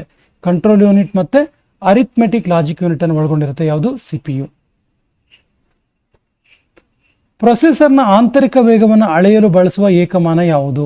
ಸರಿಯಾದ ಉತ್ತರ gigahertz. Option B is the right answer. ಯಾಕಂದರೆ ಕಂಪ್ಯೂಟರ್ನ ಪ್ರೊಸೆಸರ್ ಒಂದು ಸೆಕೆಂಡಿಗೆ ಎಷ್ಟು ಮಿಲಿಯನ್ ಸೂಚನೆಗಳನ್ನು ಕಾರ್ಯಗತಗೊಳಿಸುತ್ತೆ ಅಥವಾ ಅದರ ಆಂತರಿಕ ಗಡಿಯಾರದ ವೇಗ, ಕ್ಲಾಕ್ ಸ್ಪೀಡ್ ಎಷ್ಟು ಎಂಬುದನ್ನು ಹರ್ಟ್ಸಲ್ಲಿ, ಮೆಗಾ ಹರ್ಟ್ಸಲ್ಲಿ ಅಥವಾ ಗಿಗಾ ಹರ್ಟ್ಸಲ್ಲಿ ಅಳೆಯುತ್ತೆ. ಸಾಮಾನ್ಯವಾಗಿ ಈ ಮಾಡರ್ನ್ ಕಂಪ್ಯೂಟರ್ ಪ್ರೊಸೆಸರ್ ಇದೆಯಲ್ಲ, ಸಾಮಾನ್ಯವಾಗಿ ಇದು 2.0 ಗಿಗಾ ಹರ್ಟ್ಸಿಂದ 5.0 ಗಿಗಾ ಹರ್ಟ್ಸ್ವರೆಗೆ ವೇಗವನ್ನು ಹೊಂದಿರುವಂಥದ್ದು. ಇನ್ನು ನೆಕ್ಸ್ಟ್ ಕ್ವಶನ್ಗೆ ಹೋಗೋದಾದರೆ, ಮುಂದಿನ ಪ್ರಶ್ನೆ ಏನಿದೆ ಕೇಳಿದ್ರೆ 75ನೇ ಪ್ರಶ್ನೆ. ಕಂಪ್ಯೂಟರ್ನೇ ರ್ಯಾಮ್ ಅನ್ನೋದರ ಪೂರ್ಣ ರೂಪವೇನು? ಸರಿಯಾದ ಉತ್ತರ random access memory. Option B is the right answer. Random access memory. ಸ್ನೇಹಿತರೆ, ಇದು ಕಂಪ್ಯೂಟರ್ ಚಾಲ್ತಿಯಲ್ಲಿರುವಾಗ ಪ್ರಸ್ತುತ ಬಳಸ್ತಿರುವಂತಹ ಡೇಟಾವನ್ನು ವೇಗವಾಗಿ ಓದಲು ಮತ್ತು ಬರೆಯಲು ನೆರವಾಗುವಂತಹ ಪ್ರೈಮರಿ ಮೆಮೊರಿ. ಇದು ಯಾವುದು? Random access memory. ಇನ್ನು ವೆಲಾಟೈಲ್ ಮೆಮೊರಿಗೆ ಕೆಳಗಿನ ಯಾವುದು ಉದಾಹರಣೆಯಾಗಿ ನೀಡಬಹುದು? ತಾತ್ಕಾಲಿಕ, ಟೆಂಪರರಿ ಮೆಮೊರಿಗೆ ಅಂತ ಕೇಳಿದ್ರೆ ಸರಿ ಉತ್ತರ ಆಪ್ಷನ್ ಸಿ ರ್ಯಾಮ್. ರ್ಯಾಮೇ ಇದು ಟೆಂಪರರಿ ಮೆಮೊರಿ. ರ್ಯಾಮ್ನಲ್ಲಿ ಸಂಗ್ರಹವಾಗಿದ್ದ ಎಲ್ಲ ಡೇಟಾ ಸಂಪೂರ್ಣವಾಗಿ ಅಳಿಸೋಗುತ್ತೆ ಕಂಪ್ಯೂಟರ್ ಆಫ್ ಆದರೆ, ನೆನಪಿರಲಿ. ಇನ್ನು 1 ಮೆಗಾಬೈಟ್ ಅಂದರೆ ಎಷ್ಟು ಕಿಲೋಬೈಟ್ಗೆ ಸಮ? ತುಂಬ ಸರಿ ಕೇಳಿದೆ ಪ್ರಶ್ನೆ. ವೆರಿ ವೆರಿ ಇಂಪಾರ್ಟೆಂಟ್ ಕ್ವಶನ್ ಇದೆ, ನೋಟ್ ಮಾಡ್ಕೊಳ್ಳಿ. ಸರಿಯಾದ ಉತ್ತರ 1024 kilobytes. Option B is the right answer. ತುಂಬ ಸರಿ ಏನು ಅಂದ್ಕೊಳ್ತೀವಿ ಅಂದರೆ 1 ಮೆಗಾಬೈಟ್ ಅಂದರೆ 1000 ಕಿಲೋಬೈಟ್ ಅಂದ್ಕೊಳ್ತೀವಿ. ಅಲ್ಲ, 1 ಮೆಗಾಬೈಟ್ ಅಂದರೆ 1024 ಕಿಲೋಬೈಟ್ ಅಂತೇಳಿ. ಕಂಪ್ಯೂಟರ್ ಮೆಮೊರಿ ಲೆಕ್ಕಾಚಾರ ಬೈನರಿಯಲ್ಲಿ ಇರೋದ್ರಿಂದ, ಬೈನರಿ ಸಿಸ್ಟಮ್ 2ರ ಘಾತದಲ್ಲಿರೋದ್ರಿಂದ ಇದು 1 MB ಅಂದರೆ ನಿಖರವಾಗಿ 1024 ಕಿಲೋಬೈಟ್ಗೆ ಸಮನಾಗಿರುತ್ತೆ. ಕೆಳಗಿನವುಗಳಲ್ಲಿ ಯಾವುದು ಕಂಪ್ಯೂಟರ್ನ ದ್ವಿತೀಯಕ ಸಂಗ್ರಹಣ ಸಾಧನ, ಸೆಕೆಂಡರಿ ಸ್ಟೋರೇಜ್ ಡಿವೈಸ್ ಆಗಿದೆ? Right answer is option C hard disk drive. Hard disk ಇದೆಯಲ್ಲ, ಇದು ಸೆಕೆಂಡರಿ ಸ್ಟೋರೇಜ್ ಡಿವೈಸ್ ಆಗಿದೆ. Option C is the right answer, hard disk drive. Hard disk drive ಅನ್ನು ಕಂಪ್ಯೂಟರ್ನಲ್ಲಿ ಡೇಟಾವನ್ನು ಕಾಯಮಾಗಿ ಸಂಗ್ರಹಿಸಿಡಲು ಬಳಸುವ ದ್ವಿತೀಯ ಸಾಧನವಾಗಿದೆ. ಹಾಗಾದರೆ ಪ್ರೈಮರಿ ಮೆಮೊರಿ ಯಾವುದು ಕೇಳಿದ್ರೆ ರ್ಯಾಮ್ ಮತ್ತು ರೋಮ್. ರೀಡ್ ಓನ್ಲಿ ಮೆಮೊರಿ ಮತ್ತು ರ್ಯಾಂಡಮ್ ಆಕ್ಸೆಸ್ ಮೆಮೊರಿ ಇದೆಯಲ್ಲ, ಇವುಗಳು ಶಾಶ್ವತ ಅಥವಾ ಪ್ರಾಥಮಿಕ ಸ್ಟೋರೇಜ್ ಡಿವೈಸ್ಗಳಾಗಿದ್ದಾವೆ. ವಿಂಡೋಸ್ 11 ಮತ್ತು ಲಿನಕ್ಸ್ ಇವುಗಳಲ್ಲಿ ಯಾವ ವರ್ಗದ ಸಾಫ್ಟ್ವೇರ್ಗೆ ಸೇರುತ್ತೆ? Right answer is option B operating system, OSಗೆ ಸೇರುತ್ತೆ ಇದು. ಓಕೆನಾ? ಇನ್ನು ಯೂಸರ್ ಮತ್ತು ಕಂಪ್ಯೂಟರ್ ಹಾರ್ಡ್ವೇರ್ ನಡುವೆ ಇಂಟರ್ಫೇಸ್ ಆಗಿ ಕೆಲಸ ಮಾಡುವ ವ್ಯವಸ್ಥೆ ಯಾವುದು? ಸರಿಯಾದ ಉತ್ತರ option B operating system. Option B is the right answer. ಉದಾಹರಣೆಗೆ ವಿಂಡೋಸ್ ಮತ್ತು ಆಂಡ್ರಾಯ್ಡ್ ಇವೆಲ್ಲ ಆಪರೇಟಿಂಗ್ ಸಿಸ್ಟಮ್ಗಳು. ವಿಂಡೋಸು, ಆಂಡ್ರಾಯ್ಡ್ ಇವೆಲ್ಲ ಅಂದರೆ ಏನು ಮಾಡ್ತವೆ? ಇವು ಕಂಪ್ಯೂಟರ್ ಹಾರ್ಡ್ವೇರ್ ನಡುವೆ ಇಂಟರ್ಫೇಸ್ ಆಗಿ ಕೆಲಸ ಮಾಡ್ತವೆ ಇವು. MS ವರ್ಡ್ನಲ್ಲಿ ಹೊಸ ಖಾಲಿ ಡಾಕ್ಯುಮೆಂಟ್ ತೆರೆಯೋದಕ್ಕೆ ಬಳಸುವಂಥ ಶಾರ್ಟ್ಕಟ್ ಕೀ ಯಾವುದು? Right answer is option B Ctrl+N. Ctrl+N ಒತ್ತಿದ್ರೆ MS ವರ್ಡಲ್ಲಿ ಹೊಸ ಡಾಕ್ಯುಮೆಂಟನ್ನು ತೆರಿಬಹುದು ಅಂತೇಳಿ. Ctrl+O ಅಂದರೆ ಓಪನ್, Ctrl+S ಅಂದರೆ ಸೇವ್. ತುಂಬ ಸರಿ ಕೇಳಿರೋದು ಇದು. ಎಸ್ ಅಂದರೆ ಸೇವ್. ಏನಾದರೂ ನೀವು ಒತ್ತಿ ಏನಾದರೂ ಕೆಲಸ ಮಾಡಿ Ctrl+S ಒತ್ತಿದ್ರೆ ಸೇವ್ ಆಗುತ್ತೆ. ಎಲ್ಲಿ ಸೇವ್ ಮಾಡೋ ಅಂತ ಕೇಳುತ್ತೆ. Ctrl+O ಅಂತ ಒತ್ತಿದ್ರೆ ಓಪನ್ ಆಗುತ್ತೆ. ಓಕೆನಾ? MS ಎಕ್ಸೆಲ್ನಲ್ಲಿ ಪ್ರತಿಯೊಂದು ಬಾಕ್ಸ್ ಅಥವಾ ಚೌಕವನ್ನು ಏನಂತ ಕರೀತಾರೆ? ತುಂಬ ಸರಿ ಕೇಳಿದ್ದಾರೆ ಎಕ್ಸಾಮಲ್ಲಿ ಇದನ್ನು. ರೈಟ್ ಆನ್ಸರ್ ಈಸ್ ಇದಕ್ಕೆ ಸೆಲ್ ಅಂತ ಕರೀತಾರೆ. Option B is the right answer. ಏನಂತ ಕರೀತಾರೆ? ಸೆಲ್ ಅಂತ ಕರೀತಾರೆ. ನೋಡಿ, MS ಎಕ್ಸೆಲ್ನಲ್ಲಿ ಸ್ಪ್ರೆಡ್ಶೀಟ್ನಲ್ಲಿ ಲಂಬ ಸಾಲು ಮತ್ತು ಅಡ್ಡ ಸಾಲು ಇರುತ್ತೆ. ಸೊ ಇದನ್ನು ಸಂಧಿಸುವ ಪ್ರತಿಯೊಂದು ಸಣ್ಣ ಚೌಕಾಕಾರದ ಪೆಟ್ಟಿಗೆಯನ್ನು, ಸೊ ನೋಡಿ ಈ ರೀತಿ ಇರುತ್ತೆ, ಲಂಬ ಸಾಲುಗಳು ಮತ್ತು ಅಡ್ಡ ಸಾಲುಗಳು. ಹಾಗಾದರೆ ಸೆಲ್ ಯಾವುದು ಕೇಳಿದ್ರೆ ಇದು, ಈ ಪಾರ್ಟನ್ನು ಸೆಲ್ ಅಂತ ಕರಿತೀವಿ. MS ಪವರ್ ಪಾಯಿಂಟ್ನಲ್ಲಿ ಪ್ರಸ್ತುತಿಯನ್ನು ಅಂದರೆ ಸ್ಲೈಡ್ ಶೋ ಮೊದಲಿನಿಂದ ಪ್ರಾರಂಭಿಸಲು ಯಾವ ಫಂಕ್ಷನ್ ಕೀಯನ್ನು ಬಳಸಲಾಗುತ್ತೆ? Right answer is option B, F5 key. Shortcut key ಇದು. F5 ಕೀಯನ್ನು ಬಳಸಲಾಗುತ್ತೆ. ನೋಡಿ, ಪ್ರೆಸೆಂಟೇಷನ್ ಸಿದ್ಧಪಡಿಸಿದ ನಂತರ ಸ್ಲೈಡ್ಗಳನ್ನು ಮೊದಲ ಪೇಜಿನಿಂದ ಪೂರ್ಣ ಪರದೆಯ ಮೇಲೆ ಸ್ಲೈಡ್ ಶೋ ಮಾಡೋದಕ್ಕೆ F5 ಕೀ ಒತ್ತಿದ್ರೆ ಸಾಕು. ಪ್ರಿಂಟ್ ಮಾಡುವ ಮುನ್ನ ಡಾಕ್ಯುಮೆಂಟ್ ಹೇಗೆ ಕಾಣುತ್ತೆ ಅಂತ ನೋಡೋದಕ್ಕೆ ಬಳಸುವ ಕಮಾಂಡ್ ಯಾವುದು? Right answer is option A, print preview. ಅಂದರೆ ಪ್ರಿಂಟನ್ನು ಪ್ರಿವ್ಯೂ ಮಾಡಿ ನೋಡೋದು ಅಂತ. ಕಾಗದದ ಮೇಲೆ ಮುದ್ರಿಸುವ ಮೊದಲು ಡಾಕ್ಯುಮೆಂಟ್ ಮಾರ್ಜಿನ್ನು, ಅಕ್ಷರಗಳು ಇವನ್ನೆಲ್ಲ ಲೇಔಟನ್ನು ನೋಡೋದಕ್ಕೆ ಪ್ರಿಂಟ್ ಪ್ರಿವ್ಯೂ ಅಂತ ಒತ್ತಿದ್ರೆ ಸಾಕು. ಜಾಗತಿಕವಾಗಿ ಕಂಪ್ಯೂಟರ್ಗಳನ್ನು ಪರಸ್ಪರ ಸಂಪರ್ಕಿಸುವ ದೊಡ್ಡ ನೆಟ್ವರ್ಕನ್ನು ಏನಂತ ಕರಿತೀವಿ? Right answer is option C, internet ಅಂತ ಕರಿತೀವಿ. ಇದು ಕೋಟ್ಯಾಂತರ ಕಂಪ್ಯೂಟರ್ಗಳನ್ನು ಪರಸ್ಪರ ಸಂಪರ್ಕಿಸುವ ಅತ್ಯಂತ ದೊಡ್ಡ ಜಾಲ. ವೆಬ್ ಪೇಜಸ್ಗಳನ್ನು ವೀಕ್ಷಿಸಲು ಕಂಪ್ಯೂಟರ್ನಲ್ಲಿ ಇರಬೇಕಾದ ಅಗತ್ಯ ಸಾಫ್ಟ್ವೇರ್ ಯಾವುದು? Right answer is option B, web browser ಇರಬೇಕಾಗತ್ತೆ. ಆಗ ಮಾತ್ರ ನಾವು ವೆಬ್ ಪೇಜ್ಗಳನ್ನು ನೋಡೋಕ್ಕೆ ಸಾಧ್ಯ. ಅಂದರೆ ಅಂತರ್ಜಾಲದಲ್ಲಿ ವೆಬ್ಸೈಟ್ಗಳು, ವೆಬ್ ಪೇಜ್ಗಳನ್ನು ತೆರೆದು ನೋಡೋದಕ್ಕೆ ನಮಗೆ ವೆಬ್ ಬ್ರೌಸರ್ ಬೇಕು. ಉದಾಹರಣೆಗೆ ಗೂಗಲ್ ಕ್ರೋಮ್ ಇರ್ಬೋದು, ಸಾಮಾನ್ಯವಾಗಿ ನಮ್ಮ ಮೊಬೈಲಲ್ಲಿ ಕಂಪ್ಯೂಟರ್ಲ್ಲಿ ಯೂಸ್ ಮಾಡೋದು.